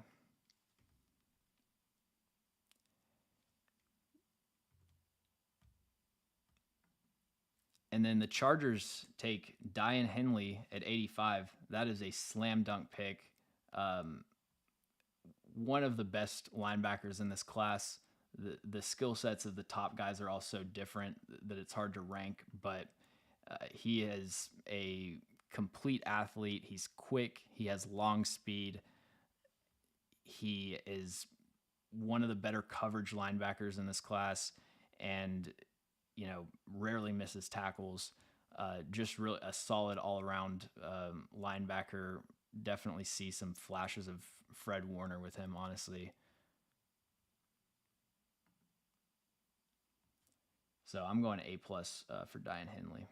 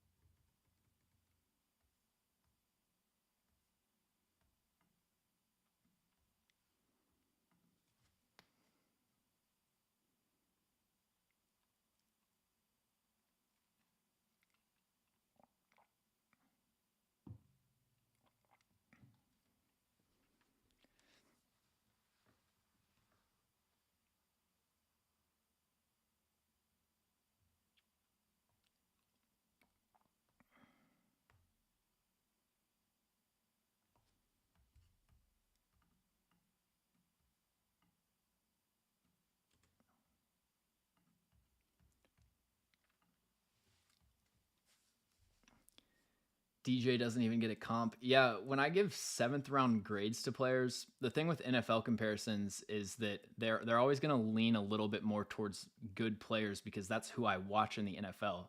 So ideally, I would like to compare players to players that I've watched and that I know what their skill set is like. And I'm not watching, bottom of the roster guys every week. So when I'm given a seventh round grade, it's like, all right, who are I don't have a Rolodex of like bad players in my head that I can just, draw from. So yeah, after with like the late day 3 guys, unless there's someone that just jumps out, I'll usually just skip the comp because you're going to end up way you know, over comparing them, like comparing them to someone that's better than they are. Why do you think the Broncos went Riley Moss over Keely Ringo? Um, Keely Ringo's tape, I didn't think was very good. You're kind of just banking on the athletic traits there, and the athletic traits are limited because he's a great straight line athlete, but he is extremely stiff in short areas, and um, I think he's a scheme specific player, and even within that specific scheme, like his best fit is a press cover 3 team, and even within that scheme, he still has a lot that he needs to improve as far as hand usage at the line of scrimmage. He misses with his hands so often, and it almost always results in him giving up a big play down the field. Um, so I think Keely Ringo is a pretty big work in progress. I thought the upside was high enough that I would still have taken him off the board by this point, especially when you consider the potential move to safety. He's a great run defender, really good. Seems to have a really good mental grasp of the game. Like when it's match coverage, zone coverage situations, he's always in the right spot, and he seems to be like he's a really steady presence in zone coverage. So I would have liked him over some of these guys that are getting taken, but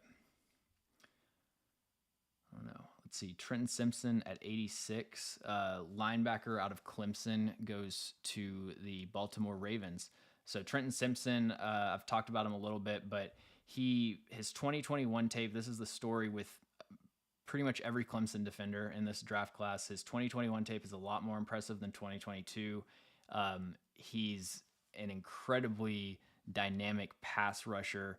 When he knows exactly where he's going, he creates a ton of knockback and is just so natural in terms of like pursuit, closing speed, takes great angles.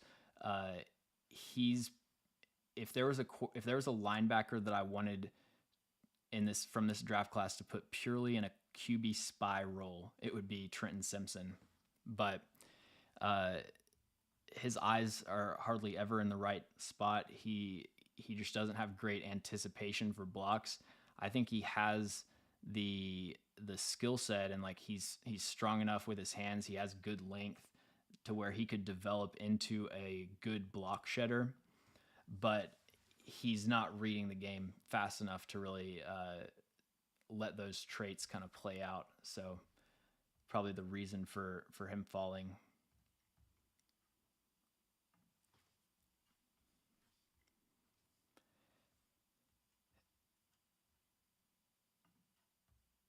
And from Baltimore's standpoint, at linebacker, they've got Patrick Queen, they've got Roquan Smith. I'm interested to see if I bet they plan on using Trenton Simpson in some sort of like pure pass rushing role to an extent, at least, because that's really where he's best right now. And it's like if you could take those traits and skills and then translate it to kind of a different position as a true Mike linebacker, you could get something pretty special, but you're going to have to wait for that development, I think.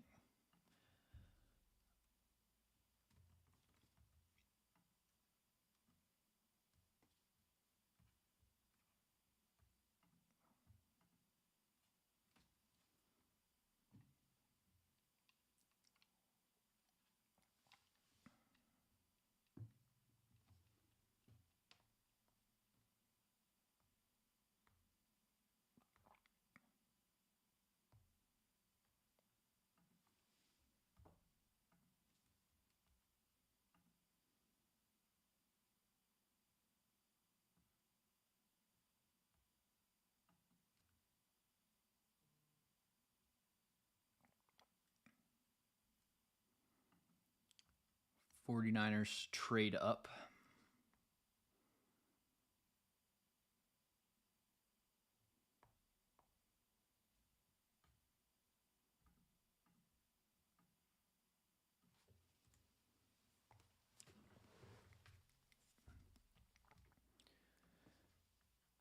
And the 49ers take Jair Brown, safety out of Penn State.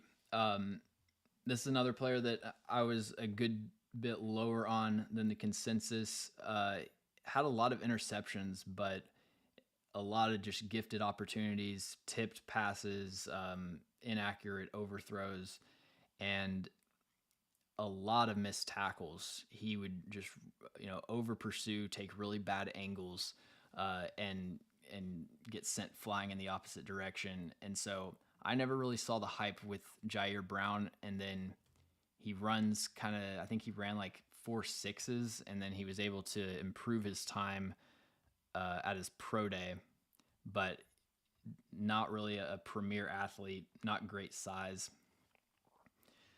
And even though the safety class isn't great, I think there were better options still available. So, the Niners needed a safety. So I get it from a positional value or from a need standpoint, but I'm not a huge fan of that pick. Jaguars are up at 88.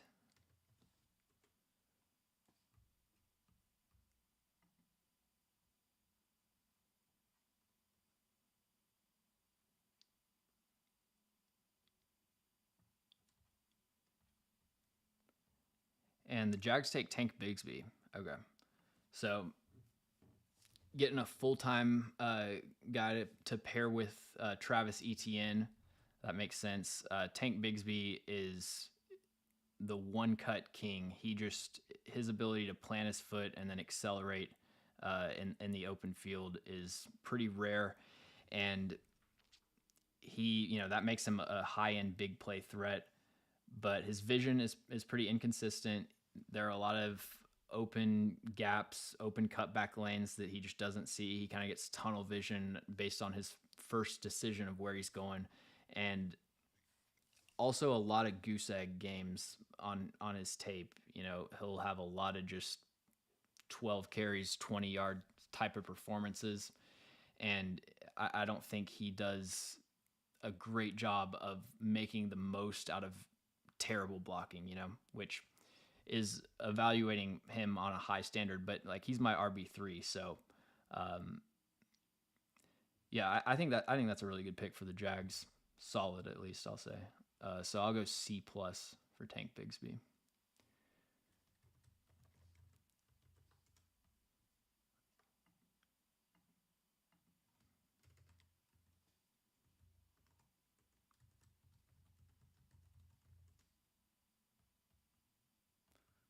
Let's see. I'm missing Drew Sanders somewhere. Where did Drew Sanders go?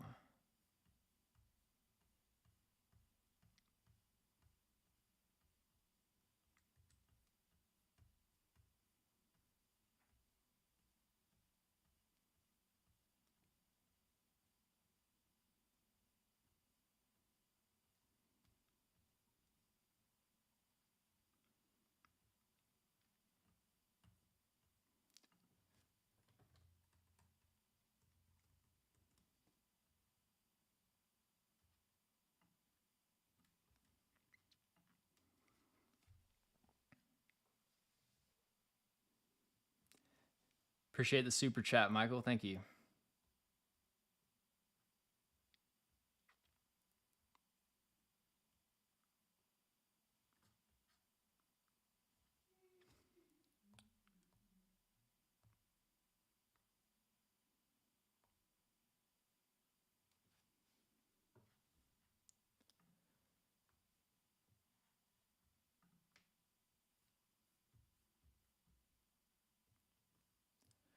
So Rams up on the clock at 89. Looking at the PFF draft tracker, they've got pretty much every position that exists in football listed as a need. kind of a depleted roster at this point.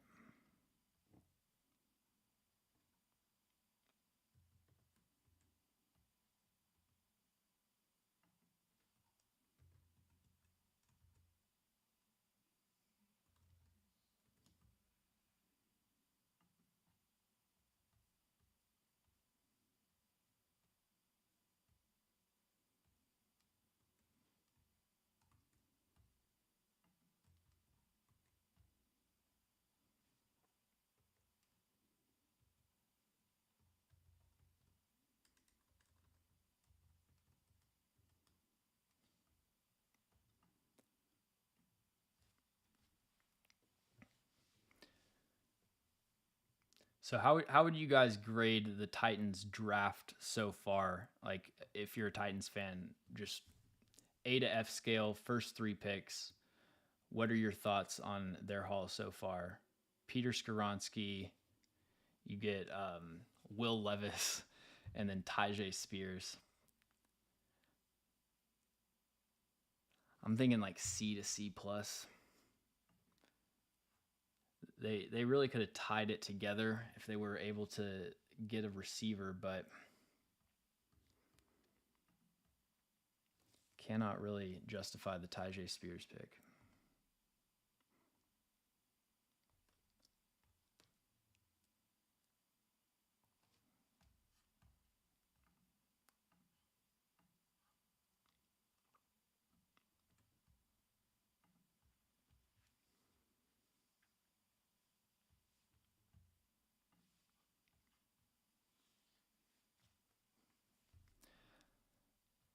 All right, so the Rams take Kobe Turner. That's a really good pick. Yeah, so Kobe Turner, defensive lineman out of Wake Forest. Really quick, explosive, twitchy, short area movement, quick hands. Really smart with his technique as a pass rusher. Incredibly productive, if I'm not mistaken. I don't have these players' stats memorized, but I think I remember. Let's see, Kobe Turner.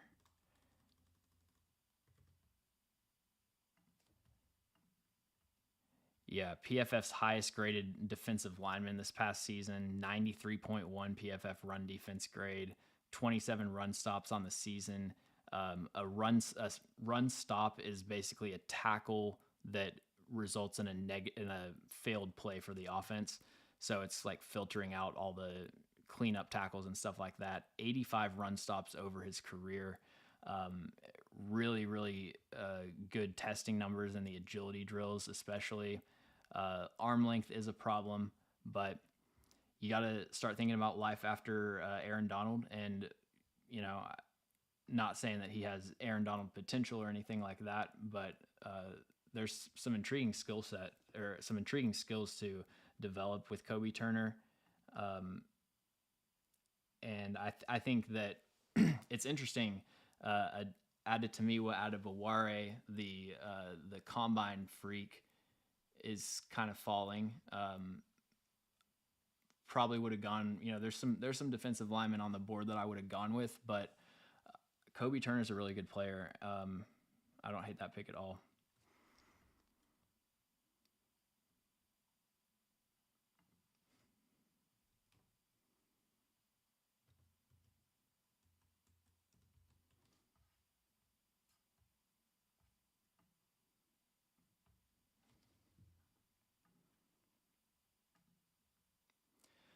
So for grading the Titans draft, Kyle gives it a C minus. Al Pierce C. Billy says draft screams rebuild without actually cleaning house. Yeah. Andy Puckett D. C plus. Ty hurt me like Gibbs. Yeah. Billy says the last 2 picks are confusing. Yep. Pretty consensus. I mean, and right, Kyle Wilson makes the point. It all depends on Levis. That's exactly. I mean, if he turns into the guy, whatever slim chance you view that as. Obviously, if the Levis pick works out, then the rest of the picks don't really matter. But and I've kind of grown. The Skoronsky pick has grown on me a little bit. I think I think it's hard to see him like failing in the NFL. But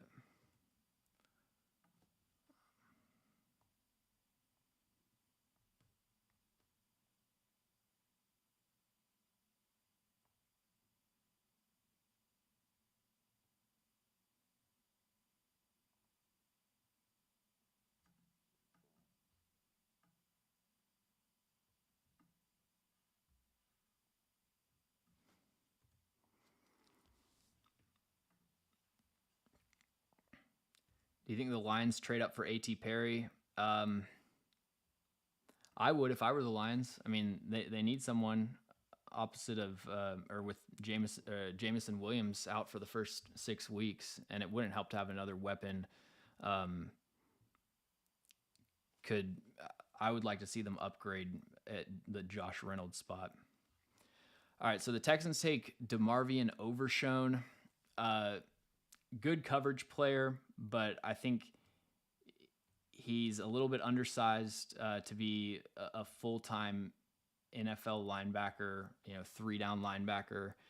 The Cowboys love just collecting as many players as they can on the linebacker safety spectrum, and just their plan is to have like 8 guys at those 2 positions every year that they can just rotate in and almost play really similar roles, and they do a good job of gelling those guys. So I like a lot of the young players that they have at linebacker with the LSU guy Damone Clark. You get Jabril Cox, who was injured, hasn't really shown a whole lot, but I liked him as a prospect. Probably needed to add another linebacker there. I just don't think Overshone is. I don't really think he has any upside to be a 3-down guy.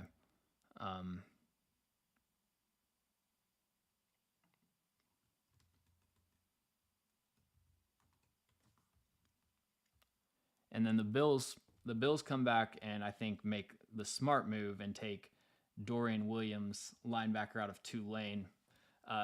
He does have the upside to be a 3-down linebacker. He's powerful, shedding blocks. He's one of the best coverage linebackers in this class. He's a secure tackler. He's the ultimate high motor player, and I think he's really just a complete linebacker prospect. Doesn't have a whole lot of high end skills. Like there's nothing he's elite at, but uh, the Bills, I mean, I said this with their second round pick. The Bills are having an outstanding draft. So I'm not monitoring every single trade. I'm sure they might have like jumped around a few times, but for the most part, it seems like they're just kind of staying put at their pick and just letting other teams, pass on all these great players and just you know picking up teams leftovers in a way. Dalton Kincaid in the first round. Dorian Williams, I think, is a great replacement for Tremaine Edmonds to be that Mike linebacker opposite of Matt Milano. So Bills, Dorian Williams at 91. I will go B+.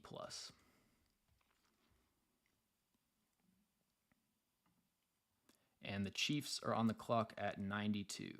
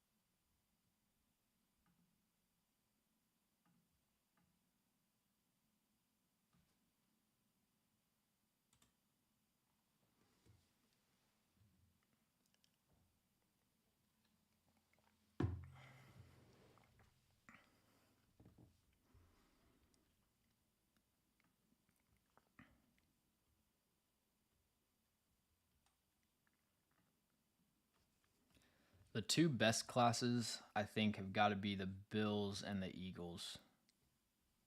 Eagles is a pretty obvious pick. I'm trying to think if there's.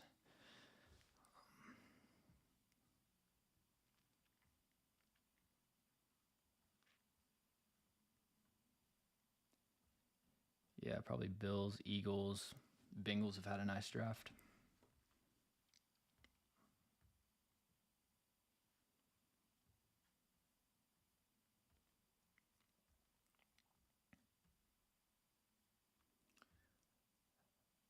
All right, so the Chiefs take right tackle Wanya Morris out of Oklahoma, former five-star recruit, played at Tennessee for a couple years before transferring to Oklahoma. He has elite length, 35 plus inch arms, and he has the power to just throw people around in the run game. He can get on the move pretty effectively. He's got a nice first step. He has a tendency to get beat inside. I think the inside hand is pretty soft, and he doesn't have great foot quickness, slide quickness, and pass protection. And so, a five-star, former five-star recruit that's never really put together a full season of high-level play. It's the development arc is a little bit concerning with Wanya Morris, but they needed to address right tackle. DeJuan Jones is there's clearly something with DeJuan Jones. I don't know. So I guess Wanya Wanya's probably the next guy that I would go with at right tackle. I had more of a 5th to 6th round grade on him. I think he still has a lot to clean up technique wise, but he's going to get to he's going to a great spot to develop. He's not going to have to play right away. So I'll give the Chiefs a C. They do kind of get some benefit of the doubt just with their history of taking mid-round linemen and developing them. But outside of not totally agreeing with the evaluation, I like the position. I like the scheme fit. So I'll go with C. And the Steelers take Darnell Washington off the board at 93. So Darnell Washington probably, I don't think anyone expected Darnell Washington to fall this far. I thought like the first round hype was just kind of unrealistic because there's a very limited number of teams where there's a role for Darnell Washington. But he's the best run blocking tight end that I've ever watched at the college level. A lot of times with tight ends that we say are good run blockers, it's like they give their all, they put forth effort, but it's not necessarily dominant or clean technique. And Washington's technique isn't perfect, but it is dominant. He's just a road grader. He gets out on the move and he can just hunt down defensive backs and put them on the ground. I do question his potential to be more than an 800 receiving yards a year type of guy. And that's why I wasn't really in on him in the first round, because I think you kind of have to squint to see the receiving upside a little bit. But you watch him after the catch, he can do some good things. And then like the combine performance was historic for someone of his size. So with Darnell Washington, it's kind of the argument of like, there's only a limited number of people on earth that can move the way he can at his size. And, you just try to get as many of those players on your football team as possible. So yeah, at 93, that's got to be an A for the Steelers.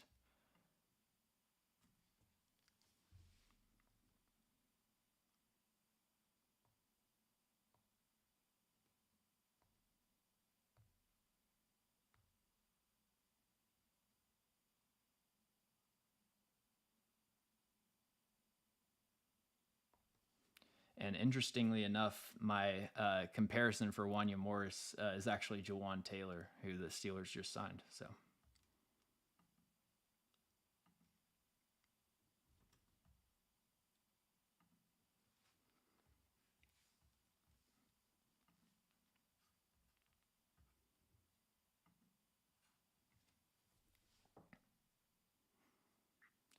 Dorian's a good pick for the Bills.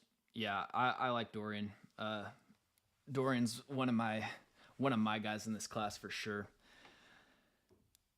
I'm warming up to Spears. If Henry goes down, then our identity is shot. Yeah, I Dorian Williams. He's a smaller running back, and the two ACL tears plus I think a knee sprain, if I'm not mistaken. He had, I think, an ACL tear in high school. He had an ACL tear in college, and then another leg injury. I'll have to check in college as well. So you've got a bit of an injury history, and yeah, questionable. I think he'd be a 3 down back, but just I think this is a really good running back class, and you could have found a similar player to Tyjae Spears, maybe in the later rounds.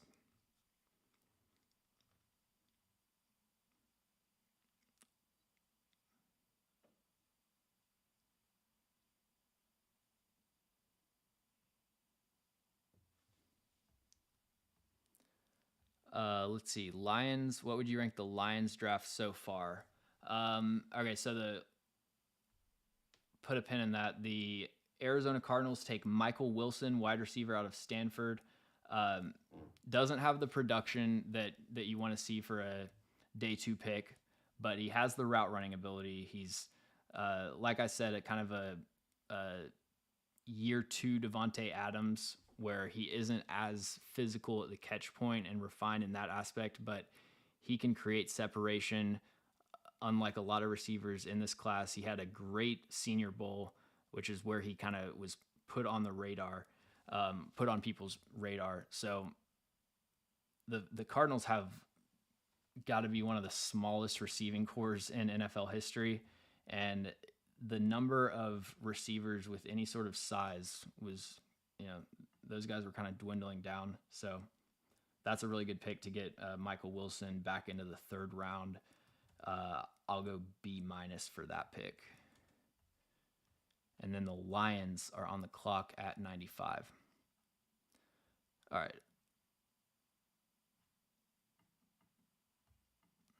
Lions class so far. Jahmyr Gibbs. Yeah, everyone's given the Lions their criticism for the 1st round. I'm not a fan of the Jahmyr Gibbs pick or the Jack Campbell pick, but I do think that if they decide to use Jahmyr Gibbs in a heavy receiving role, I think there are some interesting things that Ben Johnson could do there. So he's a dynamic weapon, and he's a great player regardless. We criticize the Lions, or at least I do. I criticize the Lions draft for positional value standpoint, but there's a good chance that Jahmyr Gibbs and Jack Campbell are both going to be really good players as rookies. So, I don't think either of them will just be total busts. Sam Laporta is a great yak tight end, and then you get Brian Branch, Hendon Hooker. Not a big fan of day 1 for the Lions, but they got some great value in day 2. So it's shaping up to be a pretty solid class overall. We'll see what they do with this next pick.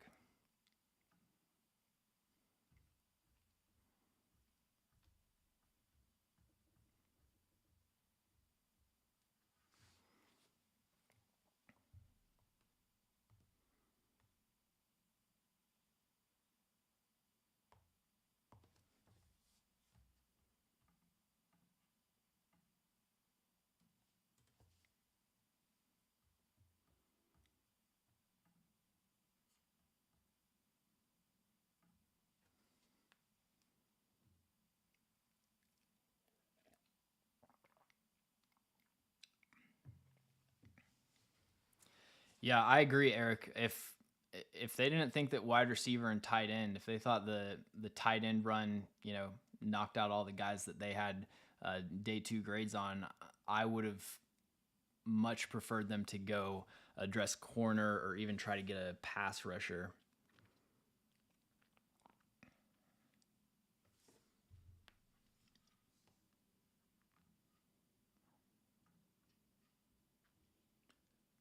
So let's see, the Bengals trade with the Lions.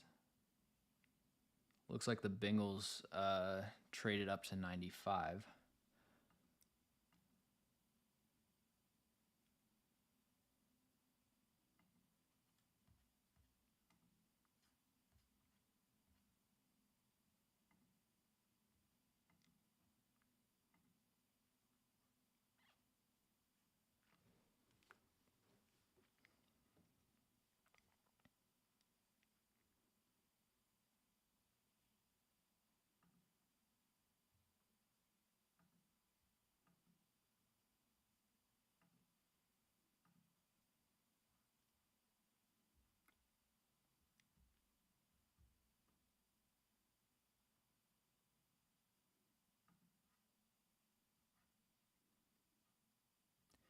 Do they still need a tight end? Let's see. Bengals took Miles Murphy, DJ Turner.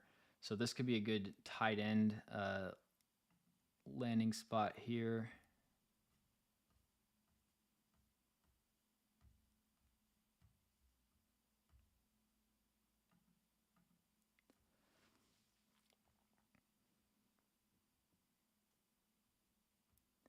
And they take Jordan Battle, Alabama safety, to the Bengals.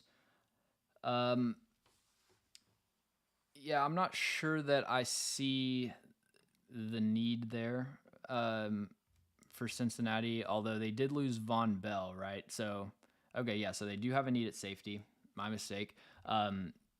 Dax Hill can be kind of that rangy free safety slot type of guy, and Jordan Battle is more of just a secure do-it-all safety. I think one of the easiest comparisons I've ever made is Jordan Battle to Jordan Fuller for the Rams. A little bit limited in terms of range, and he leaves a lot of plays on the field just because he kind of lacks just an extra step to get to the spot. But he sees the game really well and just a reliable player to have on the back end. So C plus for the Bengals there.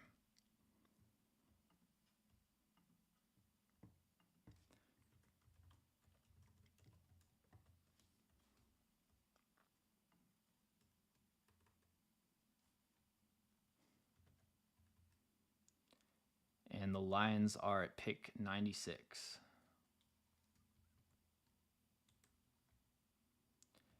And they take Broderick Martin, defensive lineman out of Western Kentucky. So Broderick Martin is a huge player, but he's more of a splash player than a consistent down to down contributor. He gets moved back a lot more than you want to see for someone of his size, but then he can make up for it with some incredible plays in the backfield.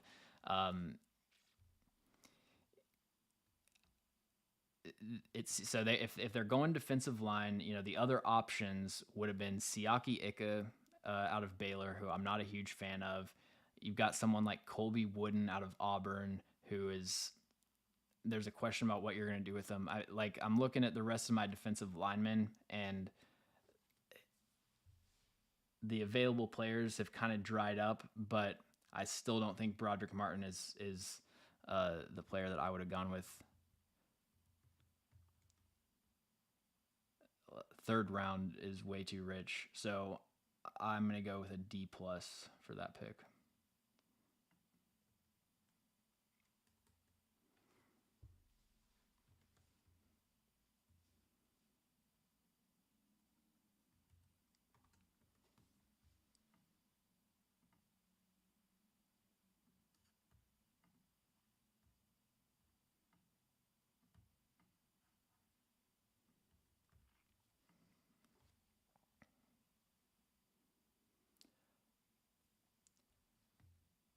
Thanks, B-Rye. No, we're not doing day 3. Gonna get started on grading the draft classes, getting some videos out.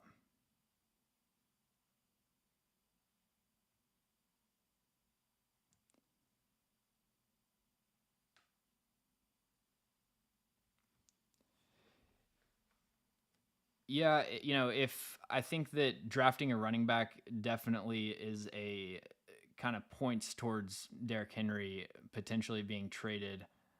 I just don't think that Tyjae Spears is the guy that I would go with to replace Derrick Henry. Tank Bigsby went pick 88, and I think he was a much better player than Tyjae Spears. Even though I like what Spears brings to the table, but when you combine that with the injuries and some of the athletic limitations,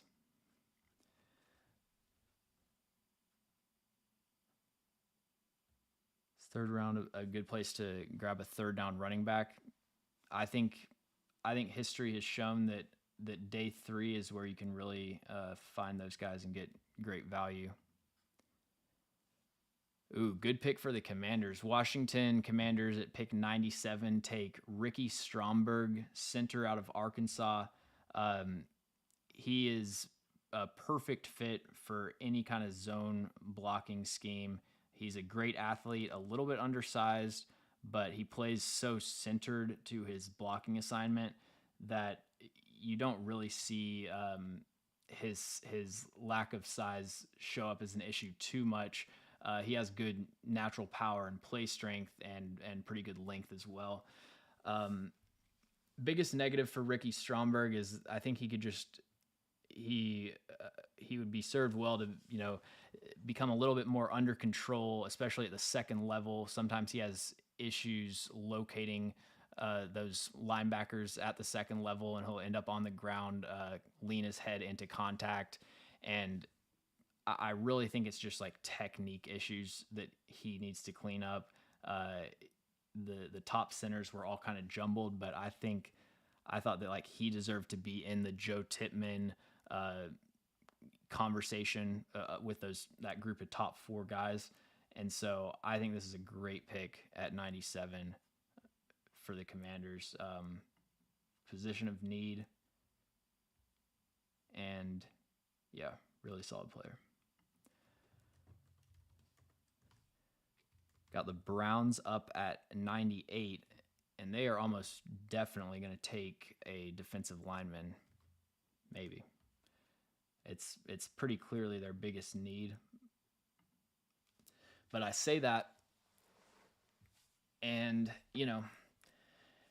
Adetomiwa Adebaware is an interesting, like, he's clearly, to me, the best defensive lineman available, but they just drafted that guy out of Oklahoma last year. Drawing a blank on his name, but like crazy arm length and kind of a project defensive lineman. And he hasn't had a whole lot of success. Perion Winfrey. So Adebaware is kind of redundant with what you've already got working there.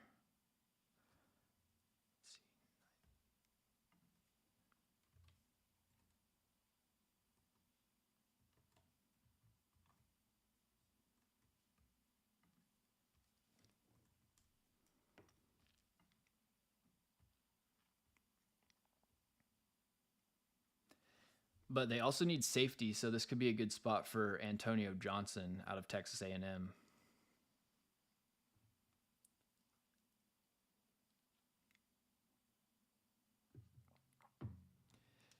And so the Browns take Siaki Ika out of Baylor. Okay, so Siaki Ika is a 340, 335-pound nose tackle from Baylor, and he was billed as a nose tackle that actually gives you pass rushing upside.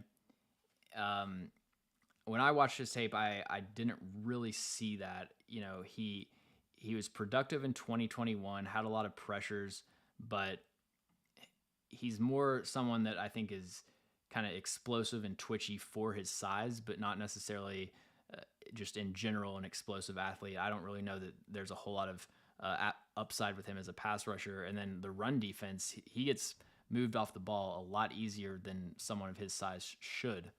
And so that's why you're seeing a player with his kind of pedigree, and he had a lot of hype heading into the season, but does end up falling to the late 3rd round here just because the tape was not that good.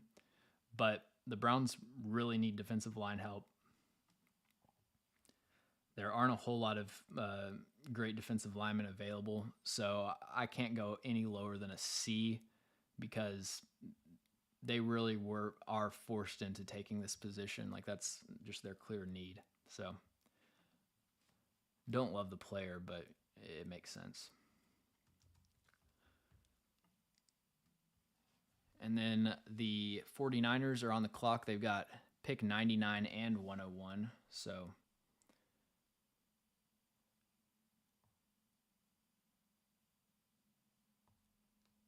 and they're going to take Jake Moody out of Michigan.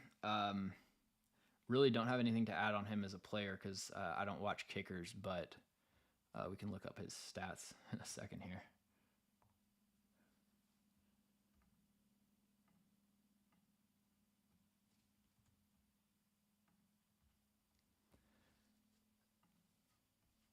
So the 49ers take Jake Moody, kicker out of Michigan, with the 99th pick in the draft.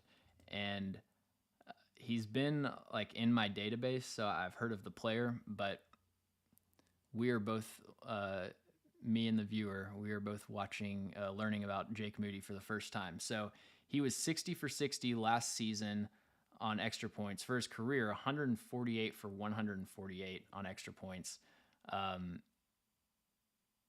29 for 35 on field goals last year. On field goals of 50 plus yards, he was 3 of 7. 40 to 49 yards, he was 7 of 8.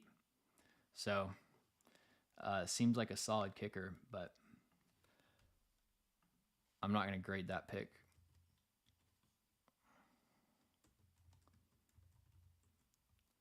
Although I will say I don't know that I would take a kicker in the third round.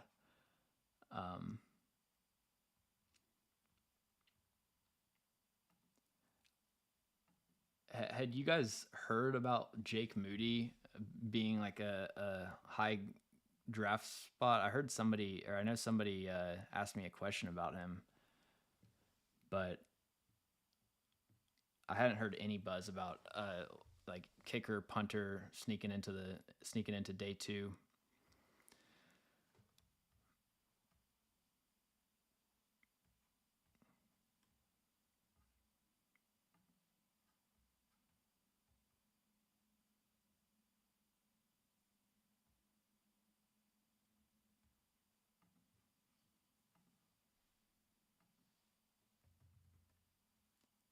And then the Raiders take Trey Tucker, wide receiver out of Cincinnati, with the 100th overall pick. I don't mind Trey Tucker as a developmental player. Didn't watch enough of him to give him a grade, so I'm not going to grade the pick. But I do think that it's interesting the Raiders decided to draft receiver because they are one of the few teams in the NFL that doesn't have a need there. Doing mock drafts, you list out all the team needs and stuff and try to check off every one. And it's like every single team, one of their top 3 needs is receiver. Raiders, one of the few teams where they're actually kind of have a crowded room there. And from what I saw, Trey Tucker was not really a third round caliber of player, but when I watched Cincinnati offense, he was not on my radar, so I missed out on watching him. So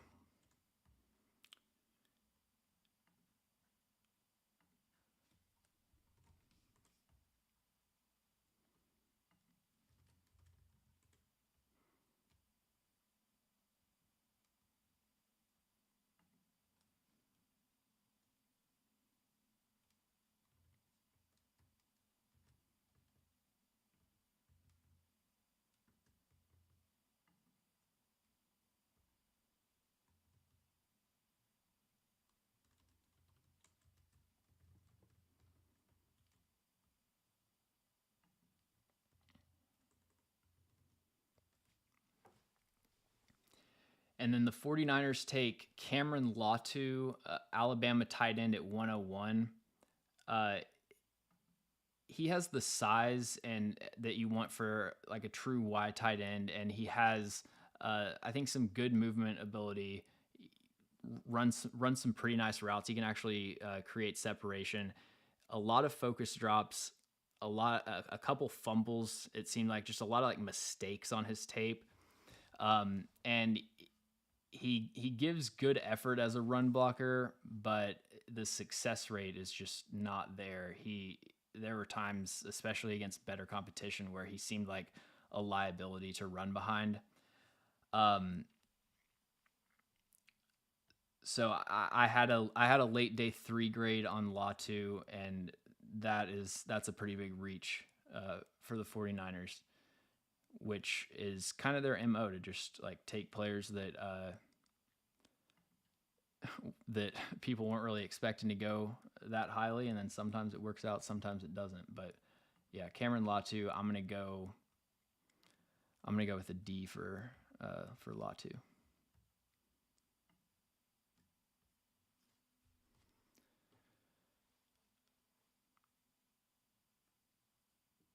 All right, let's update this board. And I believe we got the final pick of the draft coming up.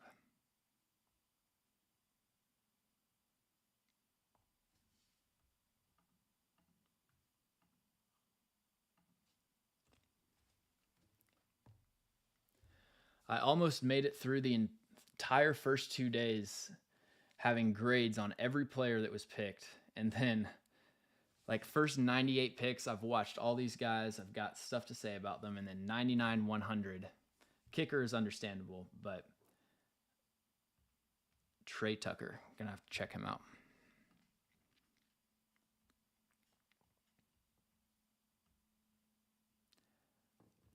Okay, so final pick of the third round, the Vikings select Mekhi Blackman, who I'm actually a pretty big fan of. He is an underrated player, undersized. He has good speed, good long speed, but his ability to start and stop is pretty inconsistent. On like a curl route or a comeback, he'll just kind of continue carrying that vertical route for a couple extra steps and allow some last minute separation. But he was incredibly productive in his final year at USC. And, you know, the Vikings have invested a lot at cornerback. They took Andrew Booth last year, kind of a mixed rookie season.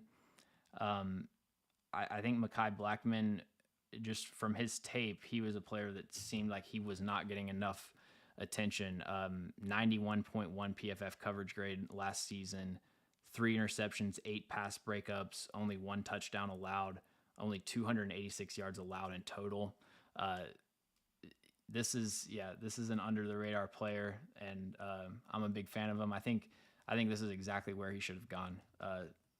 So ending off the final pick with a solid one, I'm gonna say I'll go C+ for Mekhi Blackman.